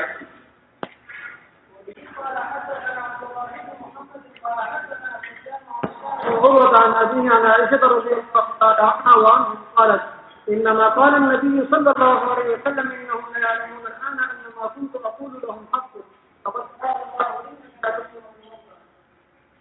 حضرت عائشہ رضی اللہ تعالیٰ عنہ نے اس واقعے کی یہ تعبیر کی ہے جو یہاں اس روایت میں نقل کی گئی ہے کہ انما یہ جو آپ نے فرمایا کہ ان سے خطاب کر کے اور خطاب بھی کیا تو یہ بھی کہا کہ جتنا تم سن رہے ہو اس سے زیادہ اس سے کم یا نہیں سن رہے، تو اس سب کی تعبیر حضرت عائشہ نے یہ کی کہ ان کا مطلب یہ ہے کہ انہم لا یعلمون الآن ما کنتم تقولون، جب آج ان کو پتہ چل جائے گا تو جو میں کہا کرتا تھا وہ برحق تھا، سمجھے نا؟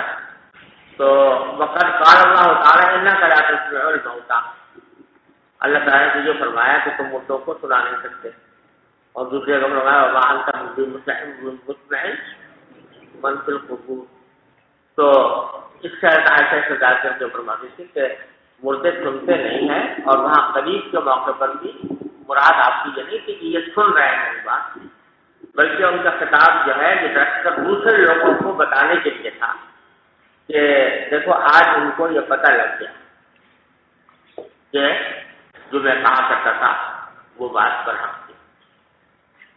تو یہ مسئلہ اس وقت سے مختلف ہی چلا آتا ہے۔ حضرت عمر عبداللہ بن عمر رضی اللہ تعالیٰ عنہ یہ تو فرماتے ہیں کہ مردے سنتے ہیں، اور حضرت عائشہ رضی اللہ تعالیٰ فرماتی ہیں کہ نہیں سنتے، اور اس میں فقہاء اور متکلمین کے بھی دونوں ہی قول رہے ہیں، اور کیونکہ مسئلہ اجتہادی ہے اور کوئی قطعی دلیل دونوں کے پاس نہیں ہے، بلکہ ہر ایک کے پاس کچھ نہ کچھ دلائل ہیں، تعویل بھی ہے، لہذا دونوں میں سے کسی کو باطل محض نہیں کرتے۔ اور مسئلہ ہمارے محتاط بزرگوں نے جو معتدل بات اختیار کی ہے وہی زیادہ اقرب الصواب ہے، اور وہ یہ کہ اصل تو وہی ہے جو قرآن نے کہا کہ انک لا تسمع الموتى، اور وما انت بمسمع من فی القبور، البتہ جہاں اللہ تبارک و تعالیٰ چاہتے ہیں وہاں سنوا بھی دیتے ہیں، چنانچہ یہاں حضرت قریب کے موقع قریب بدر کے موقع پر ان کی تبکیر کے لیے اللہ تعالیٰ نے ان کو سنوائی ہے، نور اکرم صلی اللہ علیہ وسلم کی بات، اور بعض ہر مردے کو کچھ چیزیں سنوائی جاتی ہیں، جیسے جو پیچھے گزرا ہے جو مردہ جو ہے وہ ان کے اپنے پہنچانے والوں کے پاؤں کی آہٹ سنتا ہے، قرآن علی، تو جہاں اللہ تبارک و تعالیٰ چاہتے ہیں وہاں سنوا بھی دیتے ہیں، اور اس میں کوئی استعارہ کوئی استبعاد نہیں، اور یہ آیت کریمہ کے خلاف بھی نہیں کہ یہ ہے معتدل بات، اور مسئلہ کوئی ایسا ہے نہیں جس پر ایمان موقوف ہو، یا جس کا قبر میں حشر میں کئی سوال ہو جو پہلے یہ بتاؤ کہ مردے سنتے نہیں ورنہ جنت میں داخل نہیں کریں گے، ایسا کہیں ہے نہیں، لہذا اس مسئلے کے اندر زیادہ کنج کھاؤ اور زیادہ بحث مباحثہ اور مناظرہ اور جدال اور بلکہ قتال اور شقاق اس کی کوئی گنجائش نہیں، بڑی اتنا سمجھ لینا کافی، اس سے آگے فضول وقت ہے۔ چلو یہ بعض لوگ تو جو ہے انبیاء علیہ السلام کے بارے میں بھی کہتے ہیں، ان کی حیات کے بارے میں، ان کے بارے میں کیا ہوتا ہے؟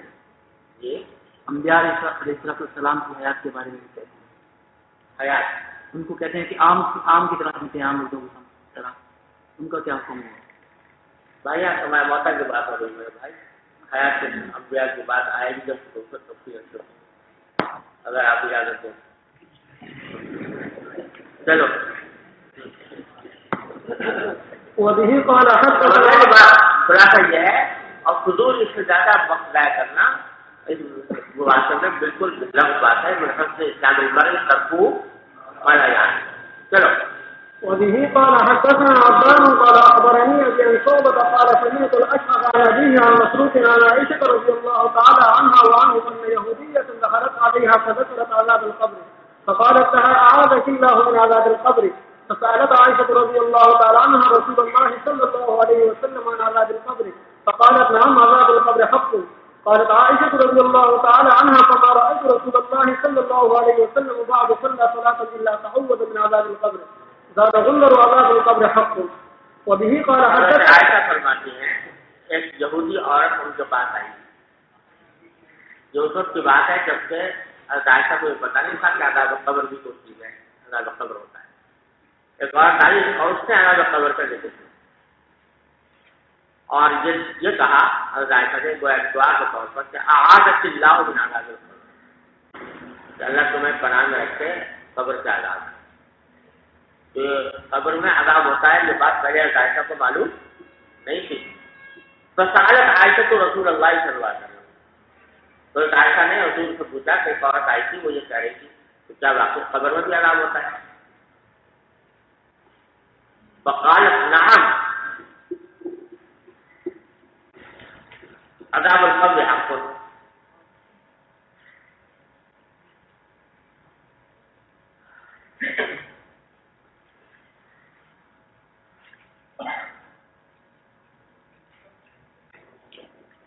یہ خالق ہی ہے سب جگہ.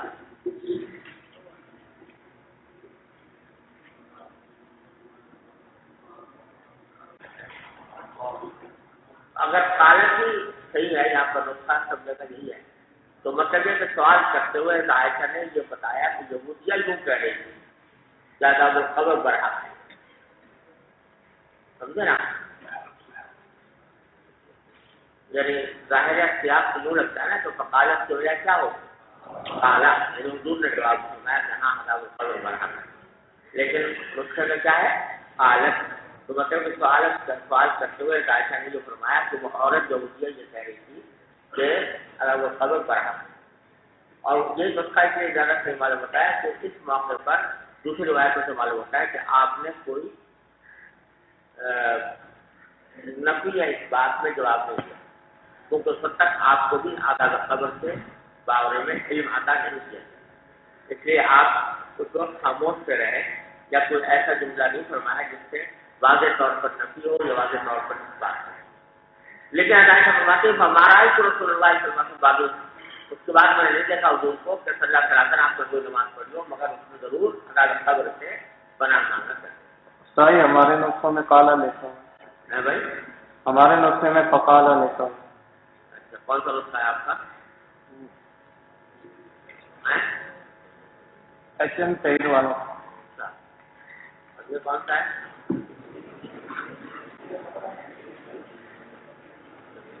ذرا پرانے نسخے میں دیکھ لوں گا کل انشاءاللہ بتا دوں گا کہ صحیح کیا ہے. تو ویسے دوسری روایت کو آتا ہے کہ آپ نے اس وقت میں کوئی جواب نہیں دیا تھا لیکن بعد میں عائشہ فرماتی ہیں کہ میں نے آپ کو دیکھا کہ آپ عذاب قبر سے پناہ مانگا. یہاں ایک اشکال بعض لوگوں کو یہ ہوتا ہے عذاب قبر کے بارے میں کوئی معتزلہ کو نہیں ہوا تھا اور اس کی وجہ سے انہوں نے عذاب قبر کا انکار کیا تھا. اور بعض جو عقل پرست قسم کے لوگ ہیں وہ بھی جو ہے یہ انکار کرتے ہیں عذاب قبر کے اوپر کہ بھائی حساب کتاب تو ہوگا قیامت میں. اس وقت تو فیصلہ ہوگا نا کہ آدمی یہ دوزخی ہے جنتی ہے. جب حساب و کتاب ہو جائے گا وقت اعمال ہو جائے گا اس وقت فیصلہ ہوگا کہ جنت میں جائے جہنم میں جائے. تو اس فیصلے سے پہلے قبر میں عذاب کیسا ہوگا شروع. ارے سمجھے نا یہ اشکال ہوتا ہے اور اسی اشکال کی وجہ سے معتزلہ نے عذاب قبر کا انکار کیا. تو اس اس کا جواب یہ ہے کہ در حقیقت یہ جو قبر اور برزخ ہے یہ ویٹنگ روم ہے، سمجھے نا، انتظار گاہ ہے آخرت کے لیے۔ اب ایک ویٹنگ روم ہوتا ہے فرسٹ کلاس کا، ایک ہوتا ہے سیکنڈ کلاس کا، ایک ہوتا ہے تھرڈ کلاس کا، ایک ہوتا ہے پولیس کافی، سمجھے نا۔ تو وہ جو جیسا بھی آدمی آئندہ انجام ہونے والا ہے ویسا ہی اس کا انتظار کر دیا، سمجھے نا۔ یا یوں کہہ لو کہ یہ حوالات ہے، جیل نہیں ہے، کیا ہے؟ حوالات ہے۔ حوالات میں پٹائی ہو جاتی ہے، سمجھے، اچھی خاصی ہو جاتی ہے، جیل سے زیادہ بھی ہو جاتی ہے بعض اوقات، لیکن وہ اس قسم کا معاملہ ہوتا ہے۔ تو جس شخص کا انجام بالآخر اللہ تعالیٰ کو تو پتہ ہے کیا ہونا ہے، تو اسی کے حساب سے قبر کو اور برزخ کو اس سے رکھا جاتا ہے۔ سمجھ گیا بھائی؟ چلو جی، ان احادیث میں جو ہے عائشہ کو معلوم نہیں تھا اور یہودی آئے تو اس نے بتایا کہ عذاب قبر ہوتا ہے، اور پھر انہوں نے آپ صلی اللہ علیہ وسلم سوال کیا، اس سے معلوم ہوتا ہے عائشہ کو ابھی تک علم نہیں تھا، حالانکہ جو حضرت عائشہ کو ابھی تک عذاب قبر کا علم نہیں تھا۔ کہانا میں نے کہیں تھا جی، تو اس میں سوال یہ کہ جو امام بخاری نے آیتیں پیش کی اس بات عذاب قبر پر، وہ تو مکی ہیں اور وہ آیتیں نازل ہو چکی تھی، تو عذاب قبر تو علم نہ ہونا۔ ارے میرے بھائی جو ہے یثبت اللہ الذین آمنوا، ہمارے پاس تو عام تھے نا، یہ الفاظ تو یثبت اللہ الذین آمنوا بالقول ثابت فی الحیاۃ الدنیا وفی الآخرہ، اس میں عذاب کا ذکر پڑ گیا، تو الفاظ عام تھے، بس عائشہ کو یہ پتہ نہیں تھا کہ بھئی یہ جو ہے اس کا مطلب جو ہے قول ثابت کے اوپر ثابت رکھنے کا، کہ اس کے بعد پھر آپ کو عذاب نہیں ہوگا، اور اگر جو قول ثابت پڑھنے جائے گا تو اس کو عذاب ہوگا، یہ سب تفصیل ہے عائشہ کو معلوم نہیں تو کیا اشکال کی بات۔ چلو حدثنا يحيى بن سليمان قال حدثنا ابن وهب قال اخبرني ابن عروة بن الزبير رضي الله تعالى عنه وعنهم انه سمع اسماء بنت ابي بكر رضي الله تعالى عنها تقول قام رسول الله صلى الله عليه وسلم خطيبا فذكر فتنة القبر التي يفتتن فيها المرء فلما ذكر ذلك زج المسلمون زجة۔ یعنی گویا اس کو جب آپ نے قبر کا فتنہ بیان کیا، قبر کے عذاب کا، تو مسلمانوں نے ایک طرح سے آوازیں بلند کی، یعنی وہ بڑا ان کو اس کے ڈر سے خوف ہے۔ جی وبه قال حدثنا عياش بن الوليد قال حدثنا حانا قال حدثنا سعيد عن قتادة عن انس بن مالك رضي الله تعالى عنه وعنه انه حدثه ان رسول الله صلى الله عليه وسلم قال ان العبد اذا وضع في قبره وتولى عنه اصحابه انه ليسمع قرع عليه اتاه ملكان فيقعدانه فيقولان ما كنت تقول في هذا الرجل لمحمد صلى الله عليه وسلم فأما المؤمن فيقول أشهد أنه عبد الله ورسوله فيقال له انظر إلى مقعدك من النار قد أدرك الله به مقعدا من الجنة فيراهما جميعا قال قتادة وذكر لنا أنه يفتح له في قبره ثم رجع إلى حديث أنس رضي الله تعالى عنه قال وأما المنافق أو الكافر فيقال له ما كنت تقول في هذا الرجل فيقول لا أدري كنت أقول ما يقول الناس فيقول لا تركت ولا تليت ويضرب بمطارق من حديد ضربة فيصيح صيحة يسمعها من يليه غير الثقلين. باب التقوّل من عذاب القبر. وبه قال حدثنا محمد بن المثنى قال حدثنا يحيى قال حدثنا شعبة قال حدثني عون بن ابي جحيفة عن ابيه عن البراء بن عازب عن ابي ايوب رضي الله تعالى عنه وعنهم قال خرج النبي صلى الله عليه وسلم وقد وجبت الشمس فسمع صوتا فقال يهود تعذب في قبورها وقال النذر اخبرنا شعبة قال حدثنا عون قال سمعت ابي قال سمعت البراء عن ابي ايوب رضي الله تعالى عنه وعنهم عن النبي صلى الله عليه وسلم. ابو ایوب فرماتے ہیں کہ نبی کریم صلی اللہ علیہ وسلم نکلے، حالت میں سورج غروب ہو چکا تھا، تو آپ نے ایک آواز سنی تو فرمایا کہ یہودیوں پر ان کے قبروں میں عذاب ہو رہا ہے، اس کی آواز آپ نے سنی. جی وبه قال حدثنا مؤنى قال حدثنا وهيب عن ابن عقبة قال حدثتني بنت خالد بن سعيد بن العاص انها سمعت النبي صلى الله عليه وسلم وهو يتعوذ من عذاب القبر. وبه قال حدثنا مسلم بن ابراهيم قال حدثنا هشام قال حدثنا يحيى عن ابي سلمة عن ابي هريرة رضي الله تعالى عنه وعنه قال كان رسول الله صلى الله عليه وسلم يدعو اللهم إني أعوذ بك من عذاب القبر ومن عذاب النار ومن فتنة المحيا والممات ومن فتنة المسيح الدجال. باب عذاب القبر من الغيبة والبول. وبه قال حدثنا قتيبة قال حدثنا جرير عن الأعمش عن مجاهد عن طاووس عن ابن عباس رضي الله تعالى عنهما وعنه قال مر النبي صلى الله عليه وسلم على قبرين فقال إنهما لا يعذبان وما يعذبان من كبير، ثم قال بلى أما أحدهما فكان يقع بالنميمة وأما أحدهما فكان لا يستتر من بوله. قال ثم أخذ عودا رطبا فكسره باثنين ثم غرز كل واحد منهما على القبر ثم قال لعله يخفف عنهما ما لم يبدا. بسم الله الرحمن الرحيم.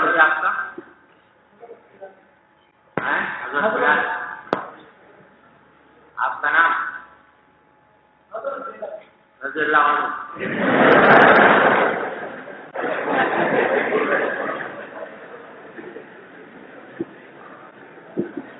کرم بھائی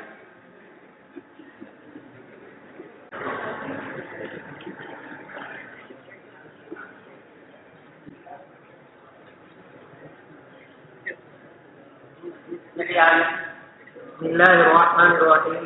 باب الميت يوم عليه مقعده بالغداة والعشي. نحن المتصل منا إلى الإمام الهمام الحافظ الحجة أمير المؤمنين في الحديث أبي عبد الله محمد بن إسماعيل البخاري رحمه الله تعالى متعنا بعلومه وحدوثه وبركاته آمين.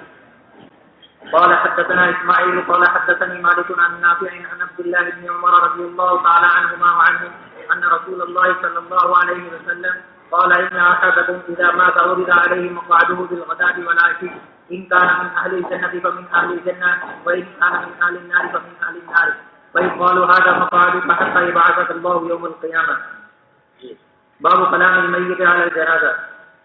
وبه قال حدثنا قتيبة قال حدثنا الليث عن سعيد بن أبي سعيد عن أبيه أنه سمع أبا سعيد الخدري رضي الله تعالى عنه وعنه يقول قال رسول الله صلى الله عليه وسلم إذا وضعت الجنازة فاحتملها الرجال على أعناقهم فإن كانت صالحة قالت قدموني قدموني وإن كانت غير صالحة قالت يا ويلها أين تذهبون بها يسمع صوتها كل شيء إلا الإنسان ولو سمع الإنسان لصائق.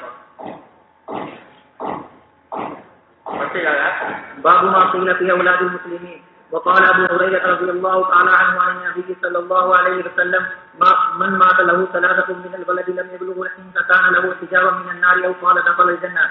وبه قال حدثنا يعقوب بن إبراهيم قال حدثنا ابن وليد عن عبد العزيز بن صهيب عن أنس بن مالك رضي الله تعالى عنه وعنه قال رسول الله صلى الله عليه وسلم ما من الناس مسلم يموت له ثلاثة لم يبلغ الحنث إلا أدخل الله الجنة بفضل رحمته إياهم.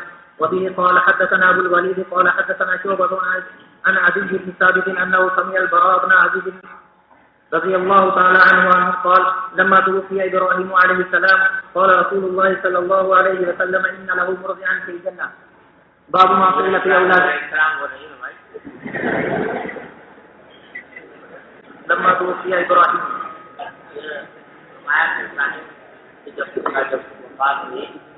تو حضور نے فرمایا کہ ان کے لیے اللہ تعالیٰ نے معلوم ہوا کہ مسلمانوں کے بچے جب انتقال ہوتے ہیں تو وہ باب ما قيل في أولاد المشركين. وبه قال حدثنا حبان بن موسى قال أخبرنا عبد الله قال أخبرنا شعبة عن أبي بكر عن سعيد بن جبير عن ابن عباس رضي الله تعالى عنهما وعنه قال سئل رسول الله صلى الله عليه وسلم عن أولاد المشركين فقال الله إن خلقهم أعلم بما كانوا عاملين. وبه قال حدثنا أبو یہ عباس فرماتے ہیں کہ رسول کریم صلی اللہ علیہ وسلم سے پوچھا گیا مشرکین کی اولاد کے بارے میں کہ ان کا انجام کیا ہوگا، وہ جنت میں جائیں گے جہنم میں جائیں گے، کیا ہوگا؟ تو آپ نے فرمایا اللہ اذ خلقهم اعلم بما كانوا عاملين، کہ اللہ تعالیٰ نے جب ان کو بچوں کو پیدا کیا تھا تو وہ خود جانتے تھے کہ یہ کیا عمل کرنے والے. یہ جو آپ کیا اس کا مطلب بہرحال نے تو یہ سمجھا کہ آپ کا فرمانے کا منشا یہ ہے کہ اللہ تعالیٰ کے علم میں تھا کہ اگر یہ بڑے ہوتے بالغ ہوتے اور دنیا میں زندہ رہتے تو کیا کیا عمل کرتے؟ اگر اللہ تعالیٰ کے علم میں وہ نیک ہوتے بڑے ہو کر تو جنت میں جائیں گے، اور اگر اللہ تعالیٰ کے علم میں جو ہو کہ بڑے ہو کر کافر ہوتے مثلا تو کیا ہوا؟ جہنم میں جائیں گے۔ گویا ان کا فیصلہ اللہ تبارک و تعالیٰ اپنے علم غیب کے ذریعے کریں گے کہ ان کا انجام کیا ہونا تھا اگر یہ زندہ رہے۔ بعض لوگوں نے یہ مطلب اس کا بیان کیا ہے، اور اولاد مشرکین کے بارے میں یہی ان کا موقف کی ہے کہ جب اللہ تعالیٰ کو پتا تھا کہ یہ بڑے ہو کر کیا کرتے تو اسی حساب سے ان کا فیصلہ فرمائیں گے، جنت کرے گا۔ بات کرنے سے سب جنت میں جائیں گے۔ وہ کہتے ہیں وہ جو کسی حدیث گزری کہ کل مولود یولد علی الفطرہ، تو ہم اس کو مسلمانی سمجھیں گے، جنت میں جائیں گے۔ بات کہتے ہیں جہنم میں جائیں گے کیونکہ ان کے ماں باپ جو ہیں وہ کافر تھے، تو بچے بھی انہی کے احکام ماں باپ کے تابع ہوتے ہیں، لہٰذا وہ بھی جہنم میں جائیں گے، سمجھے نا۔ اور بات کہتے ہیں کہ یہ نہ جنت میں جائیں گے نہ جہنم میں جائیں گے، بیچ میں رہیں گے۔ اور بات کہتے ہیں کہ جنت میں جائیں گے مگر اہل جنت کے خدام بنا کے جائیں گے، مگر یہ سب قیاسات ہیں، کوئی نا موجود نہیں۔ لہٰذا محتاط علماء نے کہا ہے کہ اس بارے میں کہنے کی ضرورت بھی کیا ہے، توقف کرو، ہر بات میں بولنا وہ ضروری ہے، تو یہ توقف کرو، ہمیں کیا پتہ کیا ہوگا۔ اللہ تعالیٰ جو اپنے حکمت اپنے انصاف کے مطابق جو فیصلہ فرمائیں گے اس کا چلیں، ہمیں تھوڑی فیصلہ کرنا ہے کہ ان کو جنت میں بھیجیں گے۔ پیار کا ضرورت بولنے کی، توقف اختیار کرو، اور یہی راستہ اصل ہے۔ جی وبه قال حدثنا ابو اليمان قال اخبرنا شعيب عن الزهري قال اخبرني عطاء بن يزيد الليثي انه سمع ابا هريره رضي الله تعالى عنه يقول سئل النبي صلى الله عليه وسلم عن جرائم المشركين فقال الله اعلم بما كانوا عاملين. وبه قال حدثنا آدم قال حدثنا ابن ابي ذئب عن الزهري عن ابي سلمة بن عبد الرحمن عن ابي هريره رضي الله تعالى عنه قال قال النبي صلى الله عليه وسلم كل مولود يولد على الفطرة فأبواه يهودانه أو ينصرانه أو يمجسانه كمثل البهيمة تنتج البهيمة هل سوى فيها جدعاء. باب وبه قال حدثنا موسى بن إسماعيل قال حدثنا جرير هو ابن حازم. آگے بڑی لمبی حدیث ہے بھائی، یہاں تک میں پڑھ لوں تو بہتر۔